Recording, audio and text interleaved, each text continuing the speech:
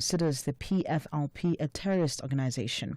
Blotto says they will carefully go through public submissions while considering the sensitivity of the renaming of the street. The City of Johannesburg reaffirms its commitment to diplomatic sensitivity in the Sandton Drive renaming process. The City of Johannesburg acknowledges public discourse regarding the proposed renaming of Sandton Drive and emphasizes its dedication to a thorough, considered approach. While responding to public participation outcomes, the city is committed to engaging with relevant stakeholders to assess diplomatic implications before any decision is finalized. Moving to the Eastern Cape, thousands of residents have been left stranded following a storm that ripped through various parts of the province. The Elundi local municipality, as well as the Walter Sisulu, Chris Hani and Amatole municipalities, are among the 8 that have been affected by the storm. Humanitarian organization Gift of the Givers says infrastructure has been severely hit, with electricity cut off in certain areas, roads washed away and water treatment plants affected. Gift of the Givers spokesperson Ali Sable says they've stepped in to assist. There are calls coming in where homes have been partially or completely flattened by the recent storms. Our teams will be assisting the families with emergency food supplies, blankets, mattresses, clean drinking water, and baby care packs. Word on the ground is that over 28,000 people are without electricity. There's also water supplies has also been cut due to the damages of the electricity poles. Lastly, lawyers for a prominent senior doctor in Gaza, who was the director of the Kamal Adwan Hospital, say Israel has extended his detention for another 6 months. Dr. Hossam Abu Safia was taken by the Israeli military during its raid and closure of the hospital in December. The BBC's Emir Nadar has the details. Lawyers for Dr. Abu Safia say an Israeli court has ruled that he poses a threat to the security of Israel in a ruling based on a secret file of evidence that they have been denied access to. The well-known doctor is being held as an unlawful combatant without charge or trial. The doctor's lawyers report that in his 3 months of detention, Dr. Abu Safia has been beaten by guards, allegations not commented on by Israeli authorities. In a striking image, Dr. Abu Safia was last seen in Gaza walking through the ruins around his hospital, giving himself up to Israeli troops. Recapping the top story this hour, Deputy Higher Education Minister Mimi Gondwe says her department is clamping down on unregistered educational institutions in the country. For SFM News, I'm Dina Mutaung. Headlines at 3:30. And a very good afternoon to you. In your SFM sports headlines, soccer, Bafana might have won 2-0 against Benin, but the Teboho Mokoena yellow card saga refuses to die down. And in cricket action, the Dolphins are travelling to Gauteng for their next match against the log-leading Lions in a top-of-the-table clash. We'll have details around 3:30. So you've heard OUTsurance clients talking about all the money they saved when they switched. You've thought about getting a quote, but you're not sure if they could save you money on your car insurance or if it's worth the effort. Well, make today the day you get an OUTsurance quote. SMS OUT to 30754. That's OUT to 30754. If OUTsurance can't beat your car insurance premium, ask them for 500 Rand cash. And make that 1,500 Rand cash if you've been claim-free and with the same insurer for 3 years. Monthly savings on your car insurance or cash in your pocket. Either way, you're a winner, like Tulani. Fast, helpful, efficient, everything was so smooth. I saved 530 bucks. Make today the day you switch and save. SMS OUT to 30754. That's OUT to 30754. With OUTsurance, you always get something out. A licensed insurer and FSP. T's and C's online. Something big is coming. 6:30 will never be the same. Amalanga Wafani, only on SABC 1.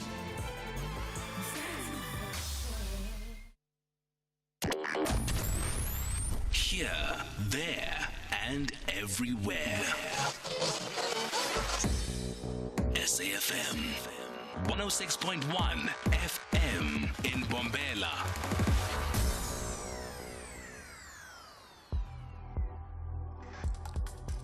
The National Pulse with Ashraf Garda on SAFM. You're listening to the National Pulse, weekdays 3 to 6 p.m. So what are we going to talk about today? I'll tell you what we will. We'll talk about Kill the Boer and whether that's relevant or not in South African society right now. We'll definitely talk about that. There's a cyber crime issue that we'll talk about, including SIM cards. There is a whole lot of foreign nationals that escaped being hostage that we'll cover in Johannesburg. And there's more. There's also the issue of the Joburg mayor on his briefing, literally counting how many traffic lights are out of order and how many potholes there are in the city of Johannesburg. It's an important issue that we'll cover, and we now know there's a new U.S. ambassador, well, not confirmed, but certainly the nomination has gone through, and we'll talk about Brent Bozell. That's important because some or the other, that person will have a huge impact on our lives, don't you think? All of that coming up and a whole lot more. You can connect. This is the National Pulse. So what for you moves the National Pulse today? To call in, save this number permanently, 086 000 2032, and then WhatsApp, text or voice note, 0614 104 107, and you can post on our social media pages. Tag us on the X platform, SFM Radio, and myself, Ashraf Garda. Wonderful to be with you. And as I did yesterday, if you are listening for the very first time to the National Pulse, I really want to know about it. So let me know via a WhatsApp so I can give you a shout out. Certainly want to know. So here's a question just up front, even a quick yes, no to you on a vote line. The chant, Kill the Boer, has it lost its purpose? Yes, you think it has. No, you think it hasn't. Post it on the various pages, social media and WhatsApp. Let's talk about it. Seth Mazibuko is with me. He's the patron of the Seth Mazibuko Foundation. He's also a human rights and anti-apartheid activist. Seth, good to connect with you on the National Pulse. Hello. Hi, Ashraf, and thank you for inviting me, and thanks to the listeners. Thank you. So, it's an interesting one. Often when we talk to people, we have to give context about a certain thing we bring up. But I can tell you now, just about everybody knows, when I talk about Kill the Boer, everybody knows about it. So let me ask you this up front then. Has it lost its purpose? I think the same question should be asked. The portion that is Afrikaans in the national anthem, has it lost its meaning? I think we should also be asking, the song Senzeni na, that was that time, which is still being sung now, has it lost its meaning? We should at the same time be saying, who dictates, who determines when is the song relevant and no more relevant? We should also be clear and see, where does this noise about the song come from? Three, I want to say to the people, the Kill the Boer, Kill the Farmer doesn't speak to, particularly in its relevance today, it speaks to a class. How many black Boers do we have? How many farmers do we have that are black now? Maybe even the president of this country is getting involved here. But the point I'm making is that let us see and weigh. We are 30 years into this democracy. Have we killed the Boer? Have we killed the farmer? Have we kicked them out? If you want to put the meaning into a song, please do me a favor, put the practice.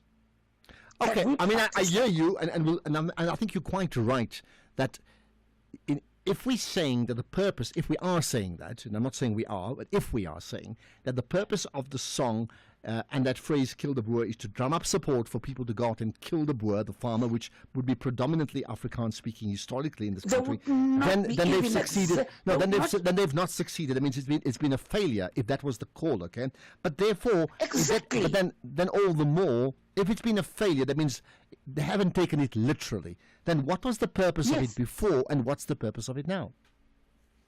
The song was meant kill the oppressor. And the question is this oppressor still, if you want to put color in it, is it still white? Is the person who led then still white? And again, the kill there is like, I remember one time there was a big story about I will kill for Zuma. Does it really speak to that literal meaning of it or expressive or even put in the context of the previous struggles we had.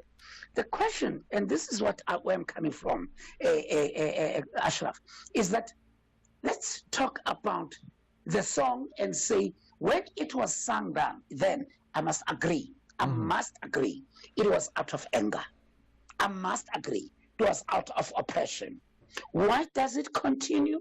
Maybe we should be asking. Maybe people are still angry. Maybe people are still not satisfied with certain things.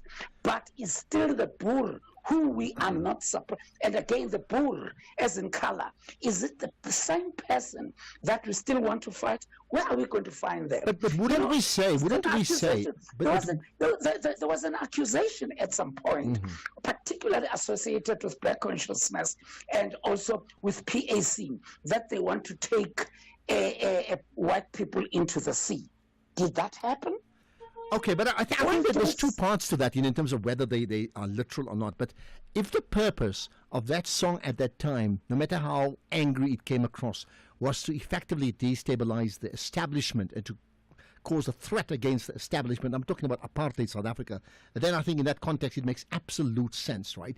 Now, that establishment was then replaced from apartheid South Africa to democratic South Africa, and you made the point about the stem earlier. We'll come to that just now. But it is for that reason that we don't have that South African flag anymore. It was dropped because it represents another era. So, as the flag represents another era, isn't there a call to say those chants that many of us may have made to topple that government, it was that government, not this one, those chants must also be dropped because they don't serve that purpose any longer? Look, Ashraf, we should be asking ourselves, and as a country, be saying, what exactly the question maybe you're asking now, what is the meaning of that song now? Does it mean really the farmer, the white farmer, the Boer? What is the meaning now? Class of capitalists and a class of those who are still oppressing Black people, and that is it. So why not? Why then? Yeah, but then are in a different disposition. Can I tell you? Yeah. You're talking about the flag. You're talking about the flag. Yeah. How many white people have raised the old flag? Were they killed? No, I hear that, but Seth, here's the point. If, for example, a political party goes on a platform and they are anti-capitalist, and then they say, if they chant death to capitalism, then we know it's not killing people, but it's the death to a system, and that's completely acceptable in today's South Africa. So why then don't they say that? To a system. But then why don't they say that? No, hold on. When you say Sezendina, are you meaning the system that is in place now? That what is it doing to you? Or you mean that time when we're saying Senzanina, we meant us as Black children killed by white people. When we say it now, and which is the song that is also said in Your Fees Must Fall, in all those struggles, you are meaning the current system. So if we are going to be not in looking at the history and not making a history relevant to the current, we have a problem. Now, if it was in the past apartheid days, that song would have been banned. Yeah, agreed. But the point is, it speaks to that's what I'm saying. It speaks to a system and a class. Okay. At this relevant time. All right, now, it doesn't speak to those days, Black and white. And my point is, if really the song is relevant now, lot of Boers, as in the past, would not be still existing. Okay, but no, that doesn't mean that just means the song is a call to action that's worked, and it hasn't worked as a call to action. That was not the intention. My point. No, but I think we agree on that. But Seth, let's go forward here. I mean, we know the Human Rights Commission, declared it as not hate speech. So from a legal point of view, those that say it's illegal, that's been thrown out already. We know that, right? But you then have to ask yourself, that is that song divisive now? And certainly when I raise it, I'm certainly not speaking on behalf of AfriForum or Elon Musk or Donald Trump. I know many people I know many people in conversation with me, not just now, but even in the last few years, to say, do we really need that song now? It's outlived its purpose. So my question is, has it not outlived its purpose? That means as everything else gets modified. For example, a year ago, the concept of GNU did not exist. It exists now because it reflects a change of a scenario. So as we all change and evolve in scenarios, does this not also warrant change? If it was never intended to be literal, then what? Can I say this, Ashraf? Yeah. Please, maybe South Africa need to get into a conversation. What were those songs that Afrikaners sang those days? And African people were oppressed, and South Africans and black people was sung. What are they, those that we think are no more relevant, and decide together? And not want to be soft with other songs, and because this one speaks to a particular issue that makes some Americans, unhappy. And what makes me angry, it is that then we get to be dictated upon by America as to what we should sing, how should we run our country, and all those things. But the point I'm making, what were those songs, Ashraf? What were those songs that we sang under pain, under oppression, that are still on now? What are those songs that Afrikaners sang during their victory and our oppression that are still being sung? But which ones are they? But that's my question to you, Seth. Are there songs that Afrikaners may have sung those years that effectively depicted, say, hatred towards black people? Let's just say that, right? And I'm paraphrasing. But are they doing that now? Can I tell you this? Many of us, I'm included, feel uncomfortable with the national anthem, including the stem. And the reason is that stem was promoting my oppression, was promoting that I can be, as a 16-year-old, I can be arrested under Section 6 of the Terrorism Act and be called a terrorist. All right. We need to move on. Time's against us. That's an interesting point. Accepting, many people felt uncomfortable about the STEM version of the national anthem and still do so.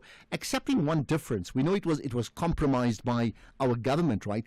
But the lyrics, the actual lyrics that we sing right now of the STEM, that part of the original STEM, the actual lyrics, to the best of my understanding of Afrikaans, they're not derogatory, are they? Hold on. The lyrics. But those lyrics are out of a rationale, are born out of a purpose, are born out of a system that oppressed us. And that used to be, you can take one line, but where was that line taken from?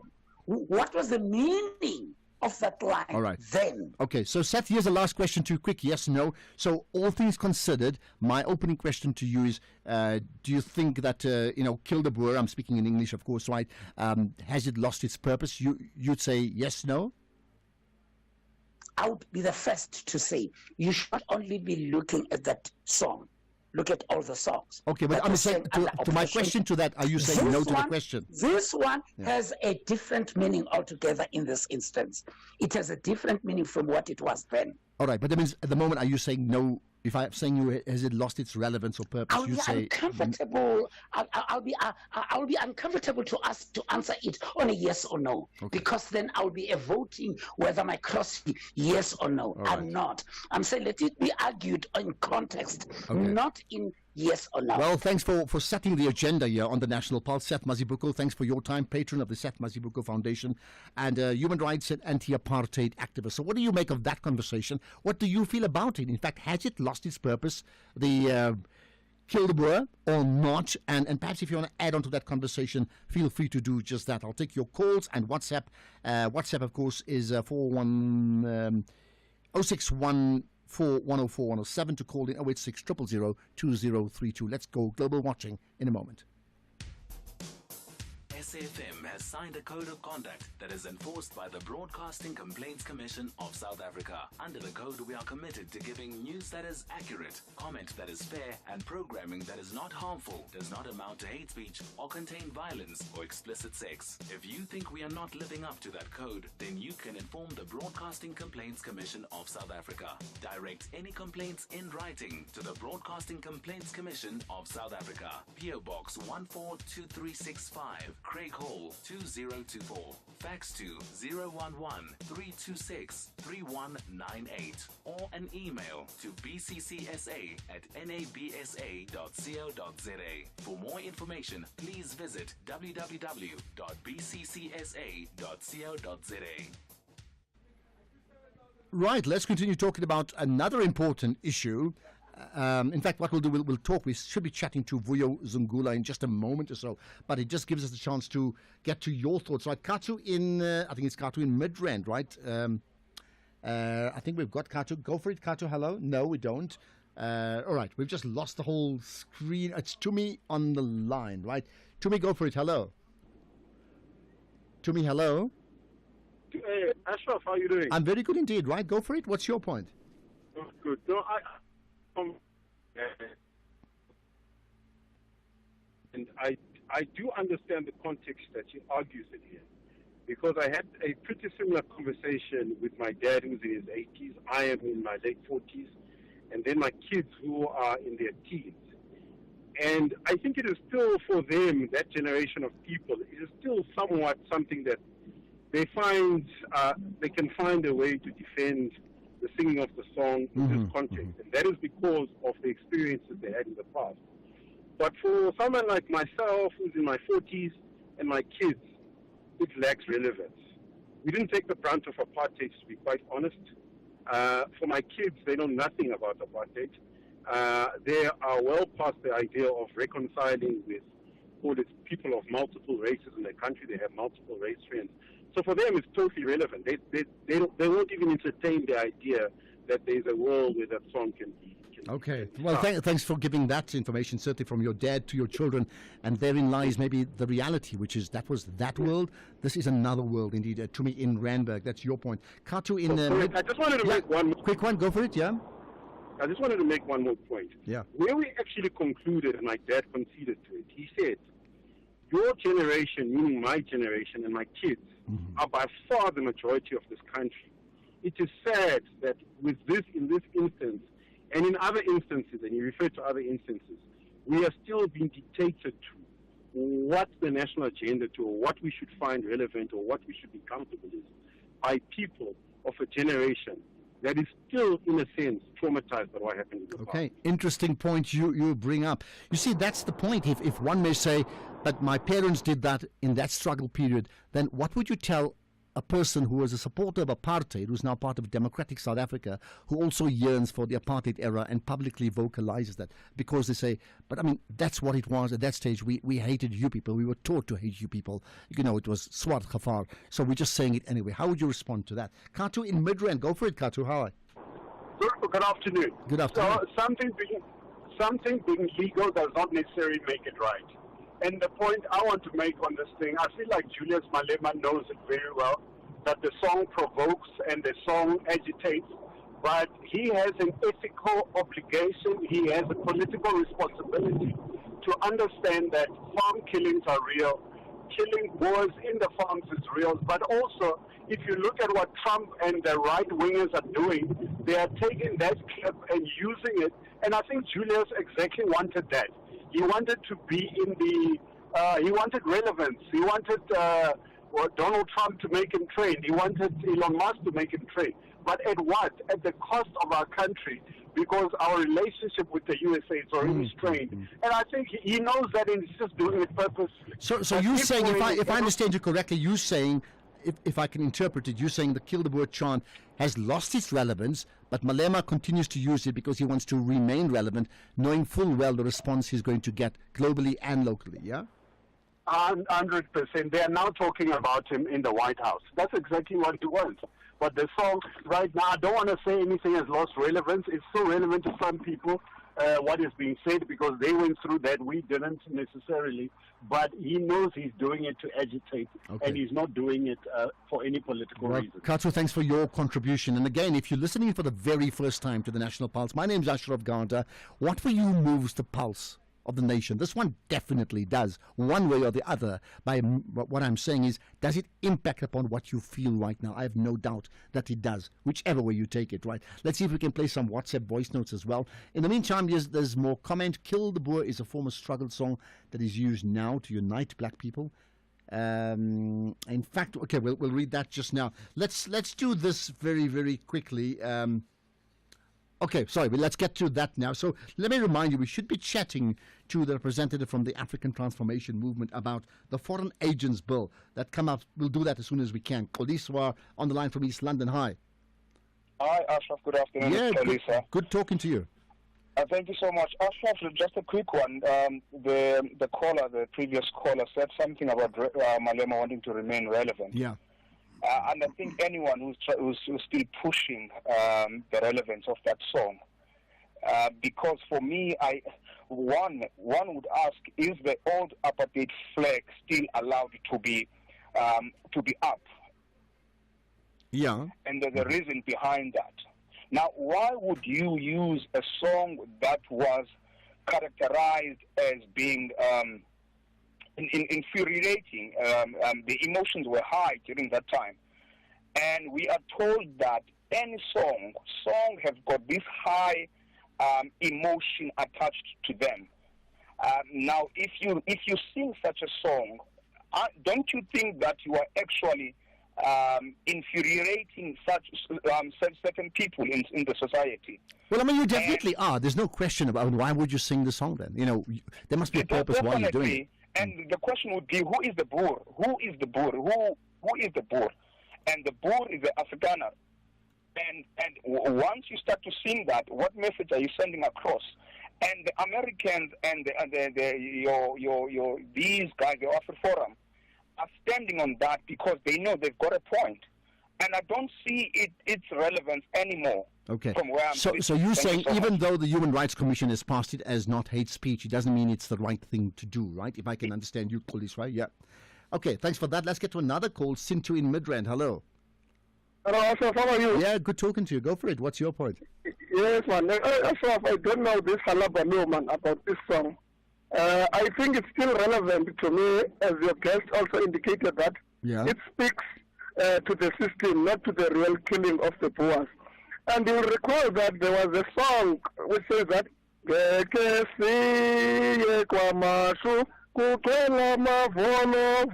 loosely translating to say that we'll never go to Obama's because there's a lot of guns there.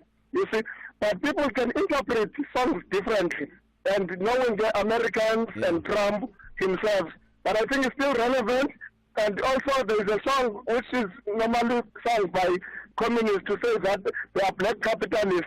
You see, they are so big because they are eating. You see, we know that those people will never be white, but they remain black. You see, these are some of the things that we need to avoid. Okay. But America is America, Trump is Trump, Elon Musk is Elon Musk. Thank you very much. But I mean, you're right about Trump and Elon Musk, and that's them, right? But we have our own issues in our country, you know. So the point about the symbolism around this song, I understand that. But if the majority of people, and I don't mean white people or black people, I'm saying the majority of South Africans, because this country has evolved, right? If we don't get it at the first time, then that means you're not landing a message, and if you can't land your message, you know, then there's misinterpretation, which means there's a disconnection with the people that you want to talk to. Just consider all of that. But the problem, Asaf, is that who are those majorities? Because I understand that if Ken Stati can commit or a survey, you'll find that most black people will give a nod to this song. But it's only those that waste Julius Malema, waste EFF. You see, by the way, I'm MK. You see, but I support. Yeah, I'm MK. I support what Julius, the song. There are many songs that are still relevant. That means to, because we can always. All right, we need to move on. I've got your point. I think you've made your point, and very, very articulately. I wonder whether others would agree when we say the majority of people would support it. I mean, I don't know. Is there an actual way of finding out? Think about that. Let's get the news headlines. Just go on 3:30.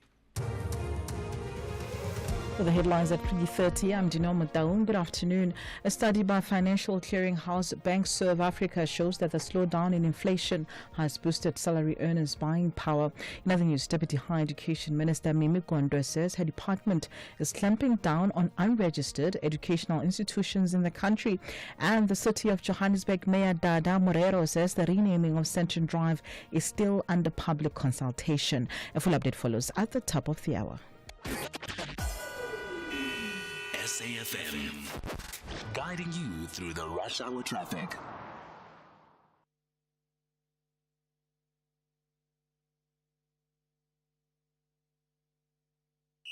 This is SAFM Sport with Zai Khan.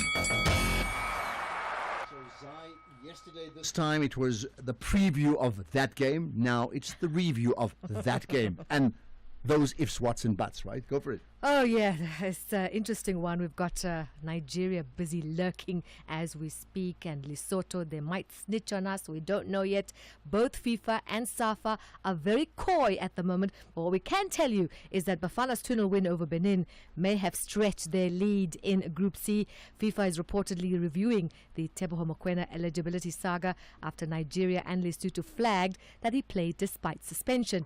Nigeria coach as well dodged the issue in public, but privately, both the Super Eagles and Lesotho have reportedly lodged complaints. Now, FIFA deducts 3 points. Bafana's lead over Rwanda shrinks and Nigeria re-enter the race. But with 4 qualifiers left, including a showdown against Nigeria, Coach Hugo Broos says his squad their focus remains firm on merit despite the administration mess. Now, FIFA, they've announced significant participation fees and prize money for the upcoming FIFA Club World Cup, with Mamelodi Sundowns set to benefit greatly. Basandawana is one of 4 African teams participating in the newly formed tournament alongside Al Ahly, AS Tunis and Wydad AC. Sundowns have been drawn into Group F, where they'll compete against Borussia Dortmund, Fluminense and Ulsan Hyundai. The tournament is scheduled to kick off on the 14th of June. As a result, Sundowns and the other 3 African teams will each receive a substantial participation fee of 174 million rand. In comparison, European clubs will receive between 233 million rand and 696 million rand, depending on their rankings based on sporting and commercial criteria. Elsewhere, Brazil's captain Marquinhos has apologized to the fans after an embarrassing display in their 4-1 World Cup qualifying defeat by Argentina in Buenos Aires. Julian Alvarez, Enzo Fernandez, Alexis McAllister and Juliano Simeone were on target for Argentina, whose World Cup qualification was confirmed before kickoff by Bolivia's draw with Uruguay. And let's go to athletics. The renowned middle distance coach Samuel Sepeng reflecting on how he discovered rising 800-meter sensation Prudence Sekgodiso and their journey of 5 years. After leaving high school, Sepeng took on the full role of full-time coach to Sepeng. Sekgodiso has since become an Olympian and an indoor world 800-meter champion. Sepeng told the national broadcaster that he became determined regarding her talent. No, she was good. When I was looking at obviously from the youth to the junior level, from the youth I know there was a 204. She jumped to the juniors, she went to 01. And for us that 201, obviously we hold it back. I remember, some coaches they would say, but she can run sub 2 now. I said, yes, I know, but it's not the right time now.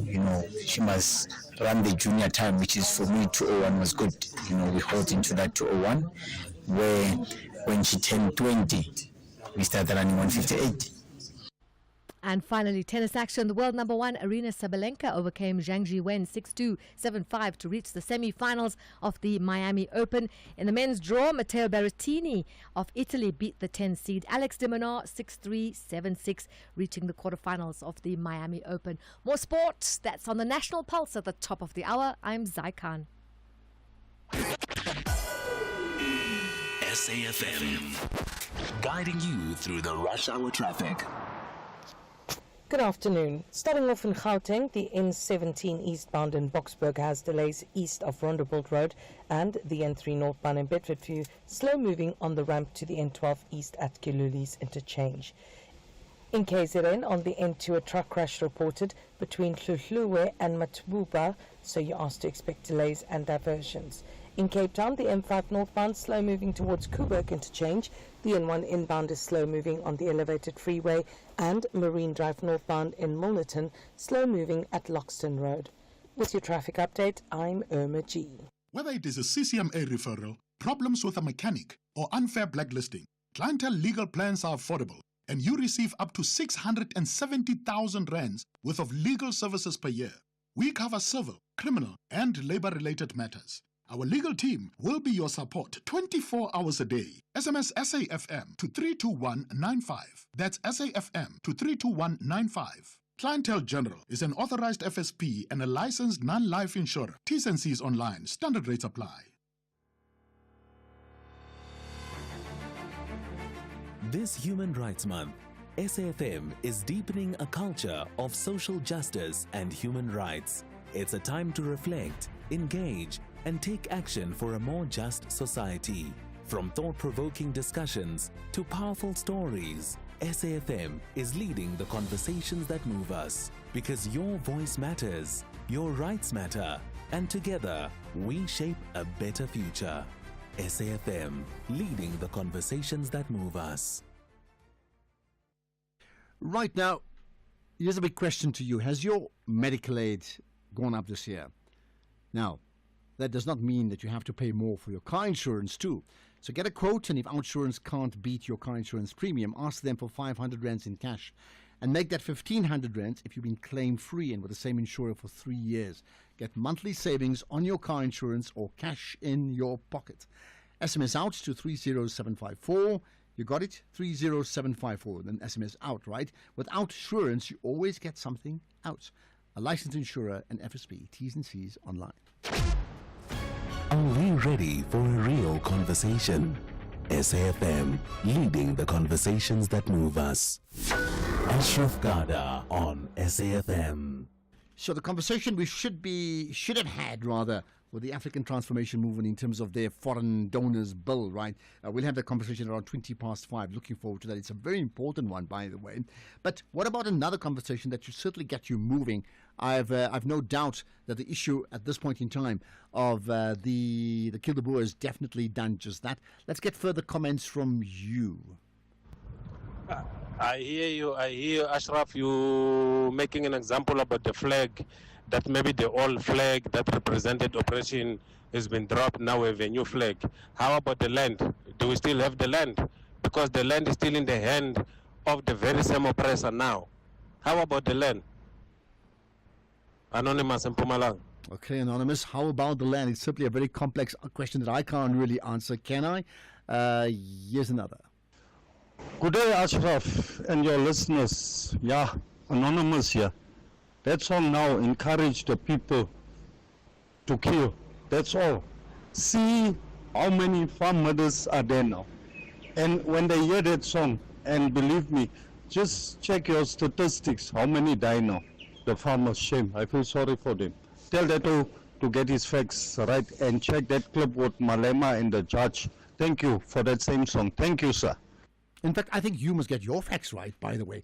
If they followed the line of the song literally, there would be thousands of farm murderers based purely on that to say, here's the action.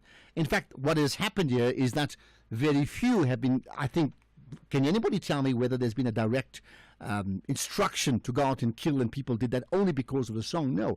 I think farmers have been murdered because farmers have been murdered, just like other people have been murdered on farms or not even farmers. And by the way, the latest stats we had about 2 months ago regarding crime, in fact, farm murders are down compared to others. So there's been a lot of crime in the country, but farm murders are less than what you may actually think, right? Okay, we'll pick that conversation up as soon I think it's ridiculous to... We'll pick up that conversation as soon as we can in a moment. Let's get to another issue that's really important about SIM card theft. Well, that's crime as well, isn't it, after this? Who says talking never solves anything? SAFM, leading the conversations that move us. You're listening to the National Pulse.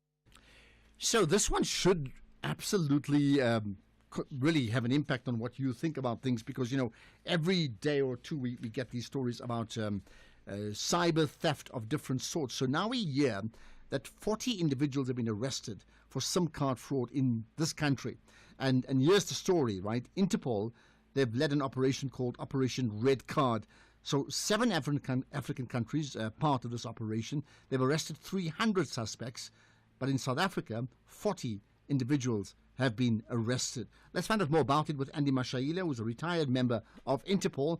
He's also a security strategist and EXCO member of the Interpol International Cybersecurity and Investigations Committee. Andy, I appreciate your time here once again in the National Pulse. Andy, hello. It's good to be with you on air and talking about this very serious matter, cybercrime, and the arrest of cyber criminals. Well, I was hoping that we're going to have better news to say there's no cybercrime in the country, but clearly that's the reality. Tell me about this, the SIM card fraud that we've now uncovered. There are these pre-recut SIM cards that you find all over the corners of our country.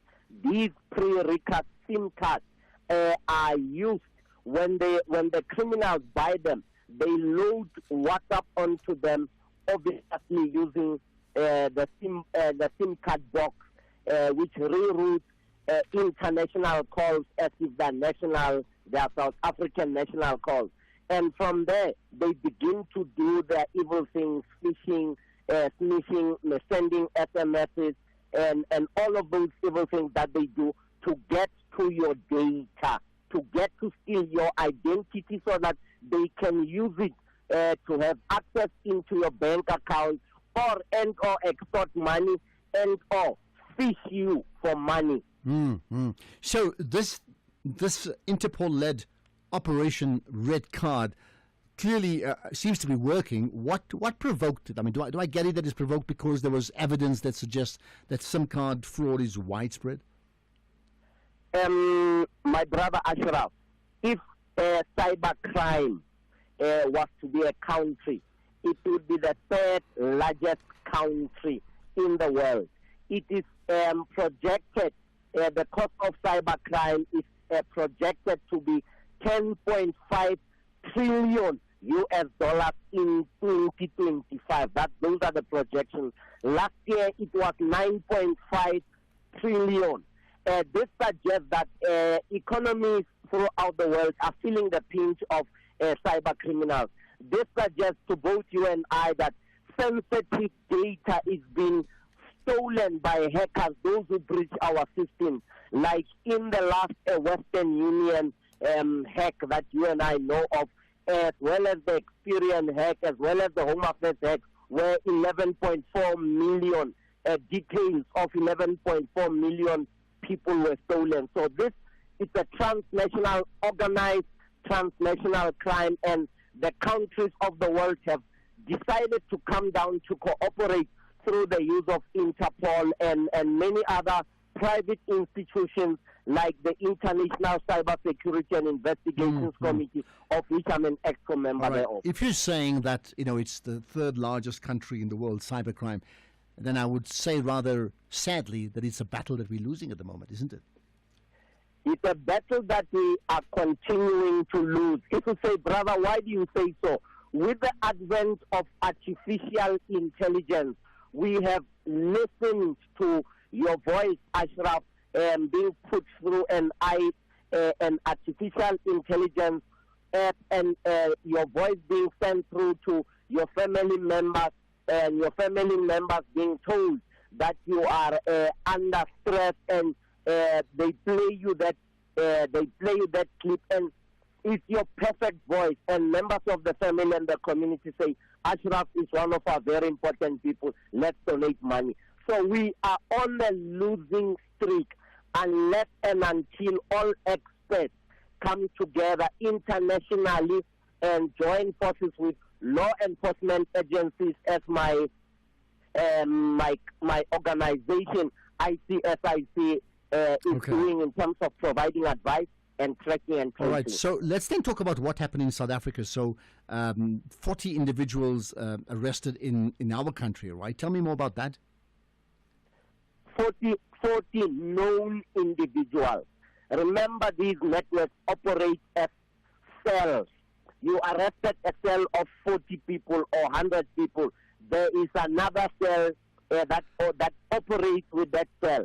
So these 40 individuals obviously were arrested as a result of the tracing, the audit trail that was done by one country following the digital trail, and that digital trail leaving a footprint or a fingerprint in South Africa, also in Benin, in Cote d'Ivoire, in Nigeria, in all of these countries, that the 7 countries. Now, when there's that common thread in terms of the fingerprint, in terms of the modus operandi, there will be money, Ashraf, that goes through into their systems as Bitcoin. And when you follow the Bitcoin trail, you will be able to see who is who and who is doing what, even in terms of the hacks and the stealing of data. When you go to your deep web and dark web, like I know that Interpol has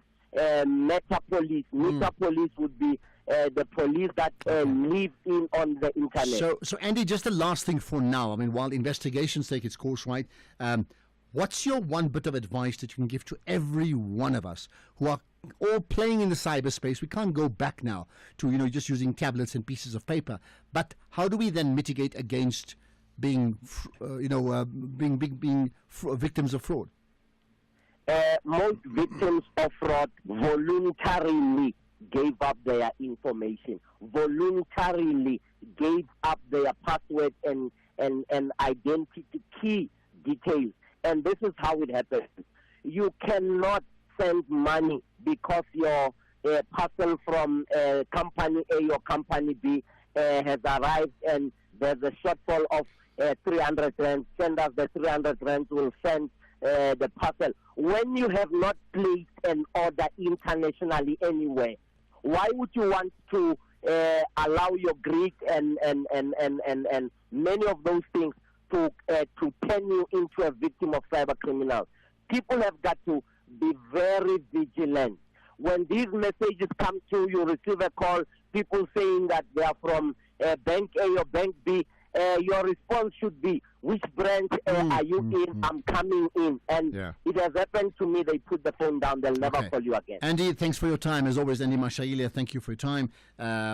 Retired member of Interpol, but now involved in a member of the International Cyber Security and Investigations Committee. Thanks for that. Well, I mean, here's a question to you. And I hope you can say no, but have you been defrauded? Have you been this victim of cyber fraud, where you've been defrauded just by, I mean, crooks are crooks, but you just didn't think it through? I think to a degree, we've all been compromised somewhere along the line without thinking about certain things, isn't it? But let me know. We'd certainly take your calls. I want to get a sense of your pulse right after this. And then, how? SK, where are you going with that stuff? My dog, I'm going whale watching. New hobby, you see. Finally going out to explore the world. Giri levels, Dwana. I see the life jacket, but I don't know how an inflatable boat, megaphone, and a fishing rod fits into all of this. How else am I going to get to the whales, Bongs? I need the boat.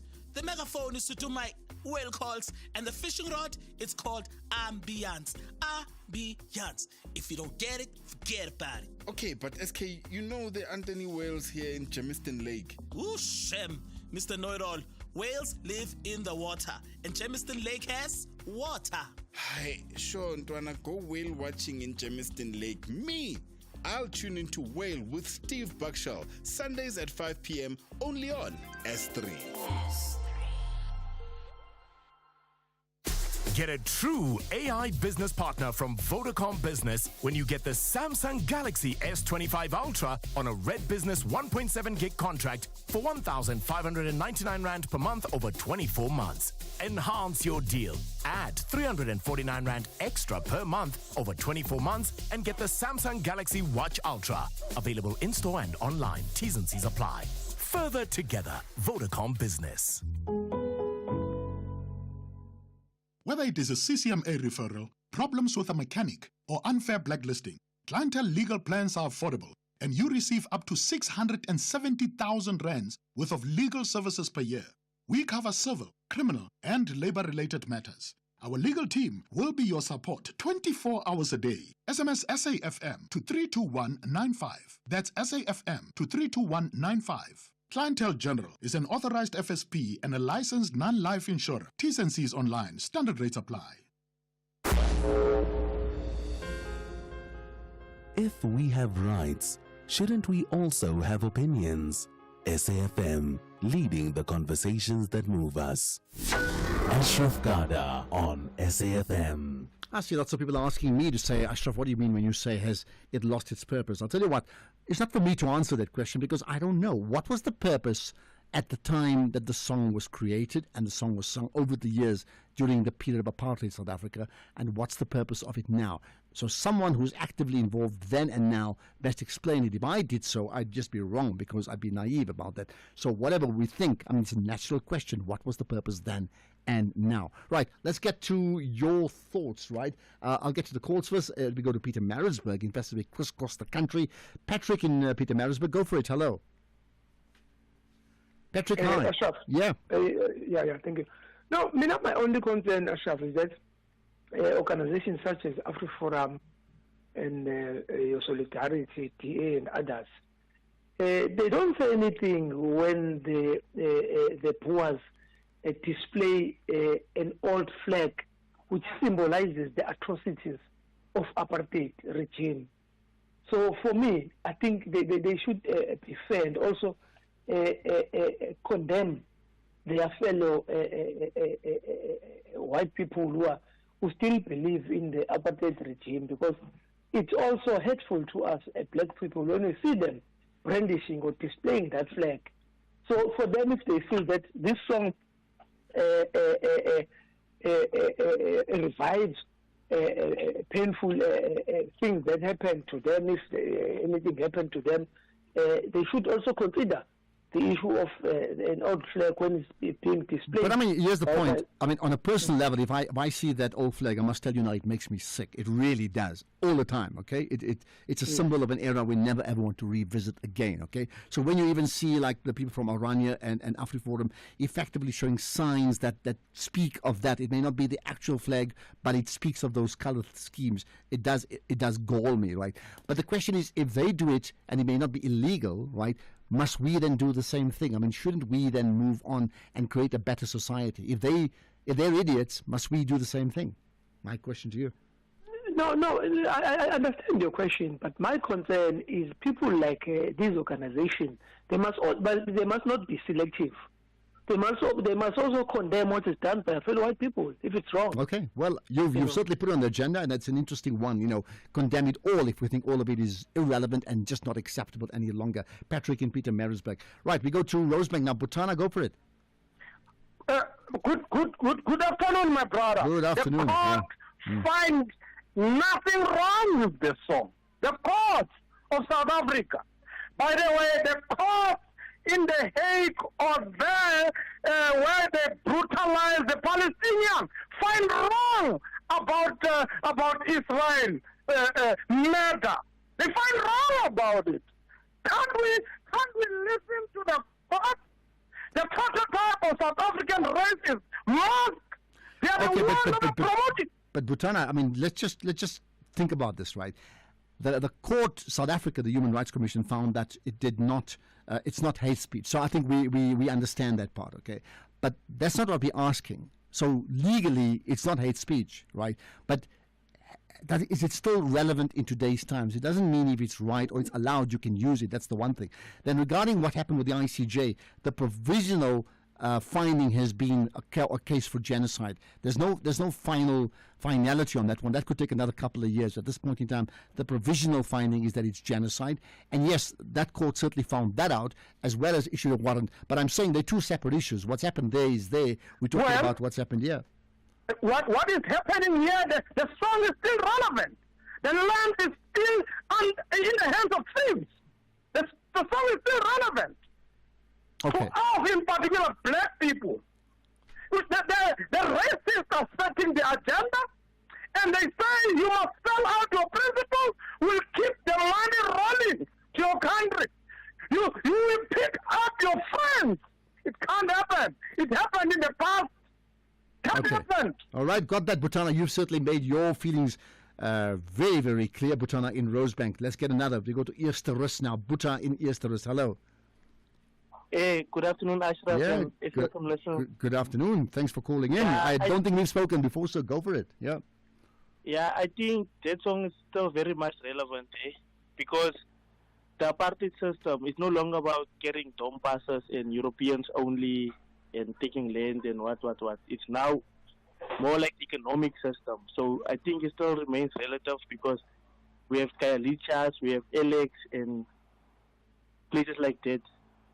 Okay. Where the apartheid system changed. It's no longer about dome passes and Europeans. Right, I hear you. So if you're saying the system needs changing, shouldn't the song also then change in terms of being very clear about what it attacks? Because many may say it's not just white South Africans who could be perpetuating a divide of, a very rich divide in terms of money, but there are also many black South Africans who are beneficiaries of BE who may also be guilty of now having far too much than the masses. I mean, so wouldn't then, what I'm asking is, shouldn't then the language then change to reflect what we're targeting now, if you indeed are targeting it? Not really, Ashraf. If you look at what States SA released, white people and Indian people still still get huge salaries compared to coloreds and blacks. So I don't think the song needs to change. Okay. It was back in the day about a system. It's still a system. Now it's just an economic system because blacks and colors are still being marginalized. You get few blacks, a lot of you, but that States SA, the states that States SA released really show that the minority, white minority, still earns way more than the blacks got that. If I think there's two parts. One is where does the wealth reside, and I think that certainly confirms where it is. We know that. But if, for example, a person is earning more money than another person only because they're white, then that's a legal issue. That is if government is not enforcing that, that's another conversation completely, isn't it? Rich in Durban. Hello, Rich. Rich, you're live. Hello. No. Okay, Rich, you're not there. All right, we've lost, not Richie Rich, just Rich. Right, here's more comments. Ashraf, good afternoon, man. Flores from the beautiful Western Cape. Yes, it has lost its relevancy a long time ago. But yeah, when you hear that song, you think of Julius Malema when he tries and anger the farmers, and in particular Afrikaans-speaking farmers. Have a good job, bye-bye. Okay, so you're saying it's lost its relevance, right? Got that. Let's pick out another one. In fact, here's another on that same issue. Good day, Ashraf, and to the SA from listeners. Man, I just want to weigh in on this Kill the Boer song. To the callers who are saying it's no longer relevant today, I mean, the effects of that era are still very much prevalent today. When those callers who are Africans, when their children ask them, Tata, why do my people who look like me live in squalor, and why do people of European descent live in affluent areas and better schools and better education and better hospitals? What is the answer he gives to them if it's no longer relevant? That system we were fighting against then is still relevant today. So that song is still relevant. We were fighting against the system. Okay. Thank you. This is MG Emont. Thanks for that, MG. And if you're fighting the system, and here's the next question then, does the message in fact reflect the fact that you are fighting the system, or does it reflect something else? Tabo Mbeki has a comment via the text. Tabo Mbeki asked why the song is sung currently a good few years ago already. Well, of course, doesn't mean we can't ask it. He's not the only person who can ask that question. It's 4 o'clock. Let's get the news. Here's Daneo.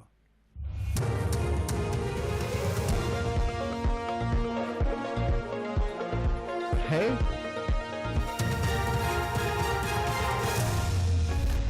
Thank you, Ashraf. Top stories: slowdown in inflation boosts buying power, and U.S. Vice President to visit Greenland. A very good afternoon. A study by financial clearinghouse bank Serve Africa shows that the slowdown in inflation has boosted salary earners' buying power. It shows that real take-home pay adjusted for inflation increased by 0.9% on a monthly basis in February. The bank Serve Africa Take-Home Pay Index tracks the average nominal take-home pay among an estimated 4 million salary earners. The index found that in 2024, real take-home pay averaged 14,292 rand, representing the first increase since 2020. Independent economist Elise Kruger. The Bank South Africa Take-Home Pay Index continued to tick higher actually a trend that we have seen over the past couple of months. So I think it is really a reflection of the fact that it is getting or going better with our corporates out there in the South African economy compared to a few years ago. So that's sort of alleviation of the pressures that we have seen in terms of load shedding since last year have started to open up room for slightly better financial performance of companies, and we started to see that in better salary offerings since last year. And that trend has been continuing in the first 2 months of 2025. We move to the Eastern Cape now, where the taxi driver accused of driving into 11 students earlier this month at Nelson Mandela University campus in Gqeberha has been released on bail of 1,500 rand. The 24-year-old man applied for bail in the Gqeberha Magistrates Court. One student died in the incident while another is still in hospital. The accused faces 6 charges, including culpable homicide, drunken driving and attempted murder. In Gauteng, City of Johannesburg, Mayor Dada Morero says the renaming of Sandton Drive is still under public consultation. Morero was addressing members of the media in Johannesburg, where he touched on a number of issues. In 2018, the city approved the renaming of the street to Leila Khaled Drive. Khaled is a member of the Popular Front for the Liberation of Palestine. The U.S. considers the PFLP a terrorist organization. Khaled participated in the hijacking of an airline in 1969 and the attempted hijacking of a plane in 1970. Morero says they will carefully go through public submissions while considering the sensitivity of the renaming of the street. So we keep 2 registers, one for private colleges, one for private institutions of higher education. We also encourage parents and learners alike to do their bit of due diligence and homework, because it can go a long way towards ensuring that you don't lose out money, you don't lose out on an opportunity to gain a legitimate qualification and ultimately to gain employment. So that small bit of due diligence. So sometimes they can even walk into a college like we've done today to come and check. Is there the registration certificate up? Are there accreditation details displayed? Speak to the learners. That is the Deputy Higher Education Minister Mimi Gondwe talking about her department clamping down on unregistered educational institutions in the country. Gondwe is visiting such colleges and private institutions of higher education in the Durban CBD, which has the second highest concentration of tertiary students in the country. She says her department is receiving many complaints about unregistered institutions. Gondwe says they are declaring war on unregistered institutions that rob people of their money, time and the opportunity of getting a job. Now back to the earlier soundbite of the City of Johannesburg Mayor Dada Morero on the renaming of the Sandton Drive. The City of Johannesburg reaffirms its commitment to diplomatic sensitivity in the Sandton Drive renaming process. The City of Johannesburg acknowledges public discourse regarding the proposed renaming of Sandton Drive and emphasizes its dedication to a thorough, considered approach. While responding to public participation outcomes, the city is committed to engaging with relevant stakeholders to assess diplomatic implications before any decision is finalized. Lastly, further afield, U.S. Vice President J.D. Vance has announced that he will travel to Greenland on Friday. He'll be the most senior figure in the U.S. administration to visit since President Donald Trump said he wanted to take control of the island from Denmark. Greenland's Prime Minister has called the trip very aggressive. Vance made the announcement on the social media site X. I'm going to visit some of our guardians in the Space Force on the northwest coast of Greenland and also just check out what's going on with the security there of Greenland. As you know, it's really important. A lot of other countries have threatened Greenland, have threatened to use its territories and its waterways to threaten the United States, to threaten Canada, and of course to threaten the people of Greenland. So we're going to check out how things are going there. Recapping the top story this hour, a study by financial clearinghouse Bankserv Africa shows that the slowdown in inflation has boosted salary earners' buying power. For SFM News, I'm Dina Mutaung. Headlines at 4:30. A very good afternoon to you. In your SFM Sports headlines, it's soccer. Bafana may have earned a vital 2-0 win over Benin, but off the pitch, drama brewing over Teboho Mokwena's ineligibility. And we also have rugby with the Bulls utility back. David Creel says he's focusing on his own skills as he targets the massive honour that could be a Springbok selection. All this and more at around 4:30. SAFM. guiding you through the rush hour traffic. Noon. Starting off in Gauteng, the N3 northbound in Bedfordview is slow moving on the ramp to the N12 east at Giluli's interchange. The M2 westbound in Crown has delays towards Main Reef Road. The M1 southbound is slow moving through Crown interchange towards Boysons. Greyston Drive eastbound in Sandton has a crash near Catherine Street, and Dustwood Tunnel in Pretoria queuing at the tunnel. In KZN, on the N2, a truck crash reported between Hlulwe and Tuba, so expect delays and diversions. Umgeni Road westbound is slow moving through Springfield Park. In Cape Town, the N2 Nelson Mandela Boulevard outbound queuing towards Hospital Bend, the M5 southbound queuing towards Krombum Road exit, the M3 southbound is slow moving towards Rhodes Drive, and the N1 outbound slow moving towards Okavango Road exit. With your traffic update, I'm Irma G.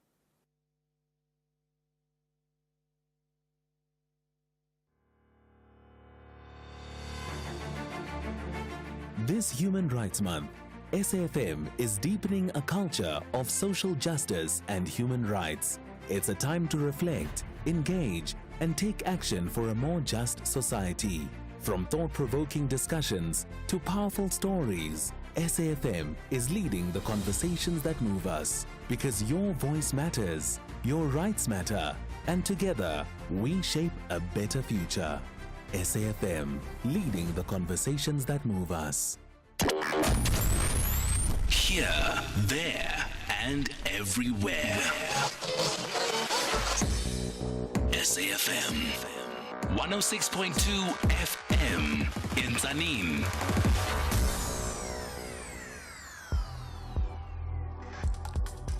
The National Pulse with Ashraf Garda on SAFM. You're listening to the National Pulse, weekdays 3 to 6 p.m. Well, keep the calls coming. Certainly lots of comment around, kill the boer, kill the farmer, understandably so. Where do you sit on that issue? I ask the question, is it still relevant today as it may have been in the past, right? Not about the literal meaning. I think we understand that that's been thrown out by the Human Rights Commission, so we know that part, right? We're asking, is it relevant? That means, what is the purpose of it? What was the purpose then? What's the purpose now? That's not all we're talking about. You may want to pick up on the issue of the SIM card fraud and whether you've been a victim of it yourself or defrauded. Like to know. Hope that's not the case, but tell me about it. The Springboks, by the way, that sponsor, the MTN sponsors, dropped after a long period. What do you think would be for you the most ideal sponsor of the Springbok rugby jersey, and what for you is an absolute no? The other one is. You may be aware of, the Bafana story is still going on. Yesterday we heard different things about that second yellow card. They said, well, they haven't appealed. And I argue the point, they say, how do you appeal against a yellow card story? But it seems like that ruling is still unclear, and we'll find out about that soon. But on the plus side, what about Bafana? Honestly, we've been so critical of them for a long time. Now we're talking about a team that has got huge sights on reaching the World Cup proper. Whatever happens with those 3 points, we're still on track. So that's fascinating. Well, on track on another issue that's really a concern. You may remember, in fact, we spoke about this in January. 15 Ethiopian nationals were kept against their will in a house in Johannesburg, right? Now, we've got another story very, very similar. The reports are that 50 foreign nationals were spotted escaping what looked like a hostage situation in a house in Johannesburg, in the area of Lombardy East, which is similar to the one that the story in January, right? So we now have a voice note comment from Lieutenant Colonel Mavela Masondo, who's the Gauteng SAPS spokesperson, indicating the position as they see it. As the police, we received a call from the community members of Lombardy East in Johannesburg, the community patrollers in particular, to say there are strange people that were running in the streets of Lombardy East, and some of them were half naked. We then dispatched our members from Sandringham Police Station to find out what was happening. When they got into the vicinity, they were told that some of these people went inside one of the shops in the area. Indeed, inside the shop, we found 8 individuals who matched the description given by the community members. When we were interviewing them, they couldn't speak any language spoken in South Africa. They couldn't speak English. We then established that they were Ethiopian national.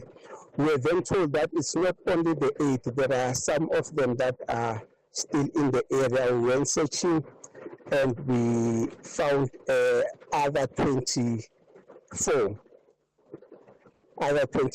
Which makes 32. We all brought them to the police station. We started with our investigation, and the investigation revealed that these individuals were kept in one of the houses in Sandringham, and they were kept against their will. So they broke the door for them to get out. They forced themselves out because the person that kept them there was not in the house at that time. So now we are looking for the person that is staying in that house. We understand that he's also a foreign national.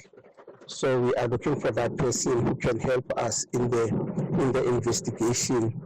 So these individuals we are talking about minors, most of them, their ages ranges from 13 to 24. So most of them are 15 and 16. So we are talking about minors here. So we have since engaged the Department of Social Development and the Department of Home Affairs. So they will be, especially the minors, they will be taken to a place of safety while we are busy with our investigation. Part of the investigation is to find out that how did they come to our country, who brought them to our country, what was the intention. So that's part of the investigation. So for now, we've just kept them as illegal immigrants pending the investigation. The issue of human trafficking cannot be ruled out, but it's still being investigated.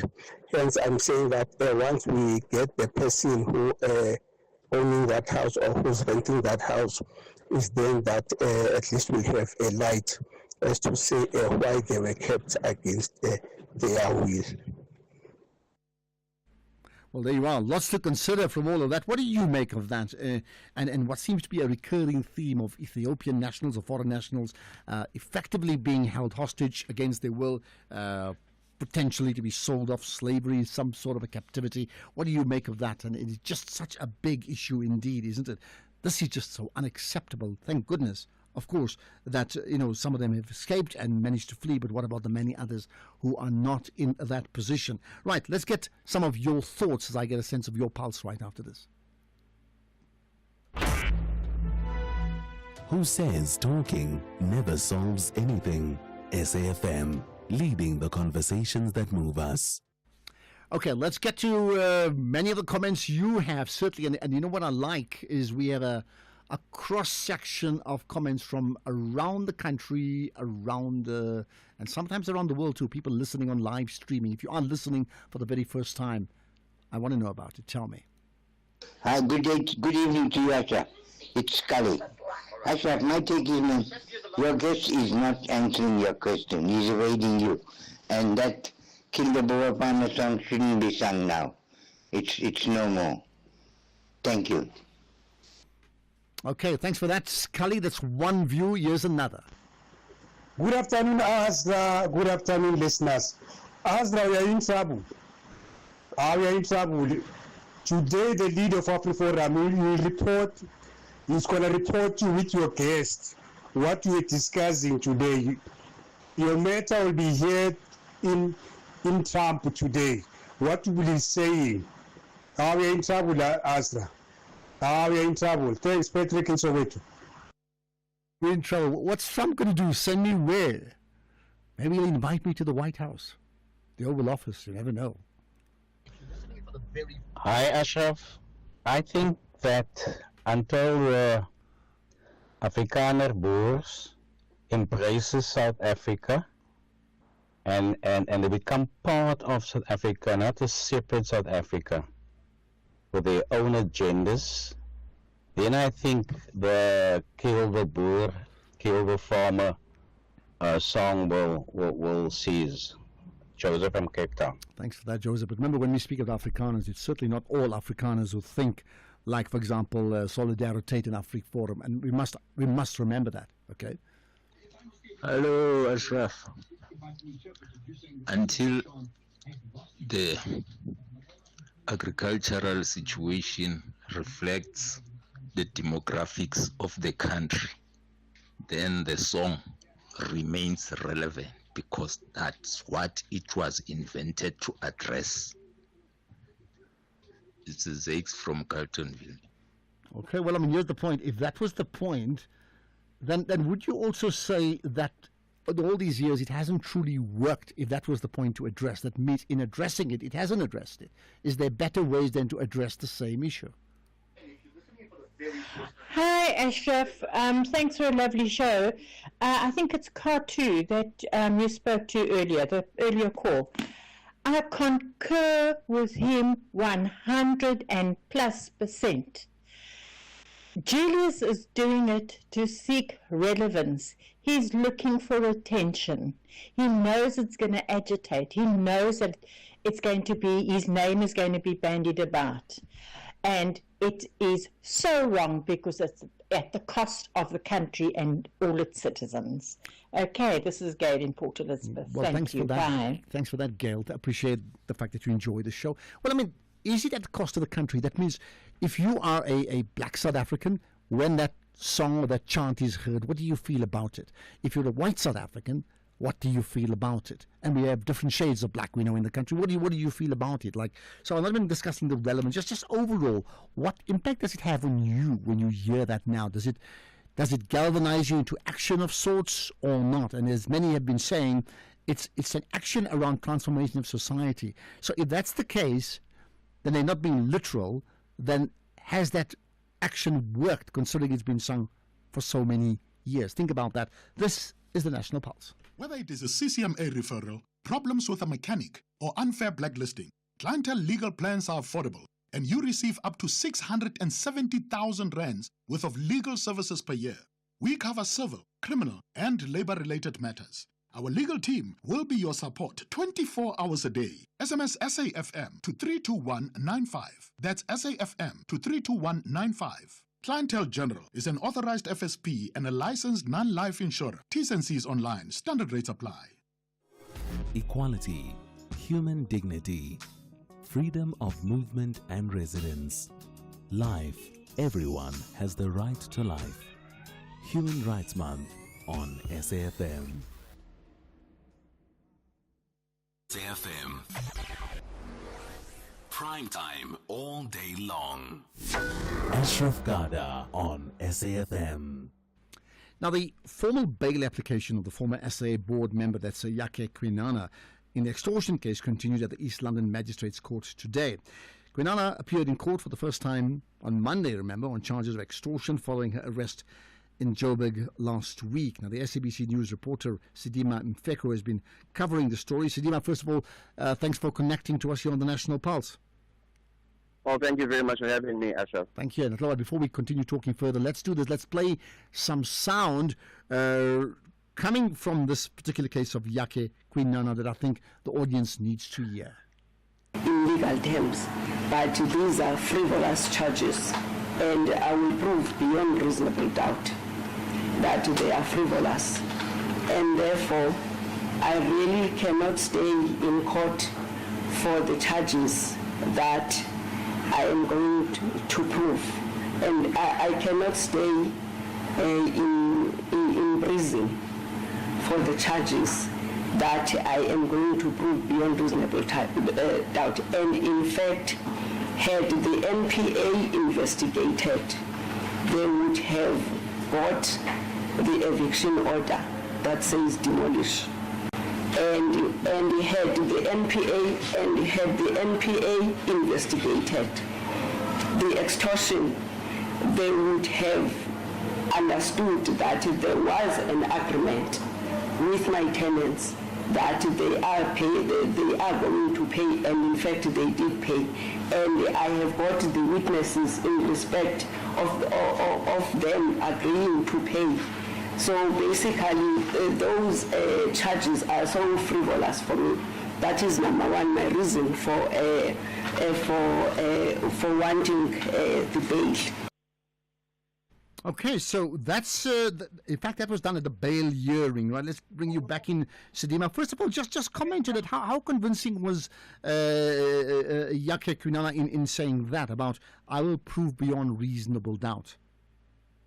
In fact, even her defense did mention in court that order that the state was talking about there, which, in fact, what had happened is that Yake Kwinana in 2020 did get an order from the court that grants her to demolish the homes or the houses that are built on a property.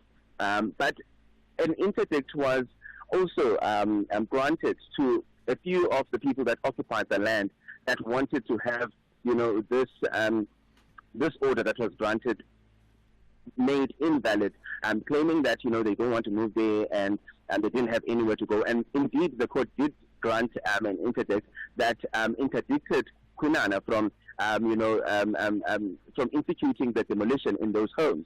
But in court, she was arguing that that interdict was not legal, or rather was not applying to this matter, because the interdict was about removing the people from that property and not necessarily about the demolition of the properties that were on there.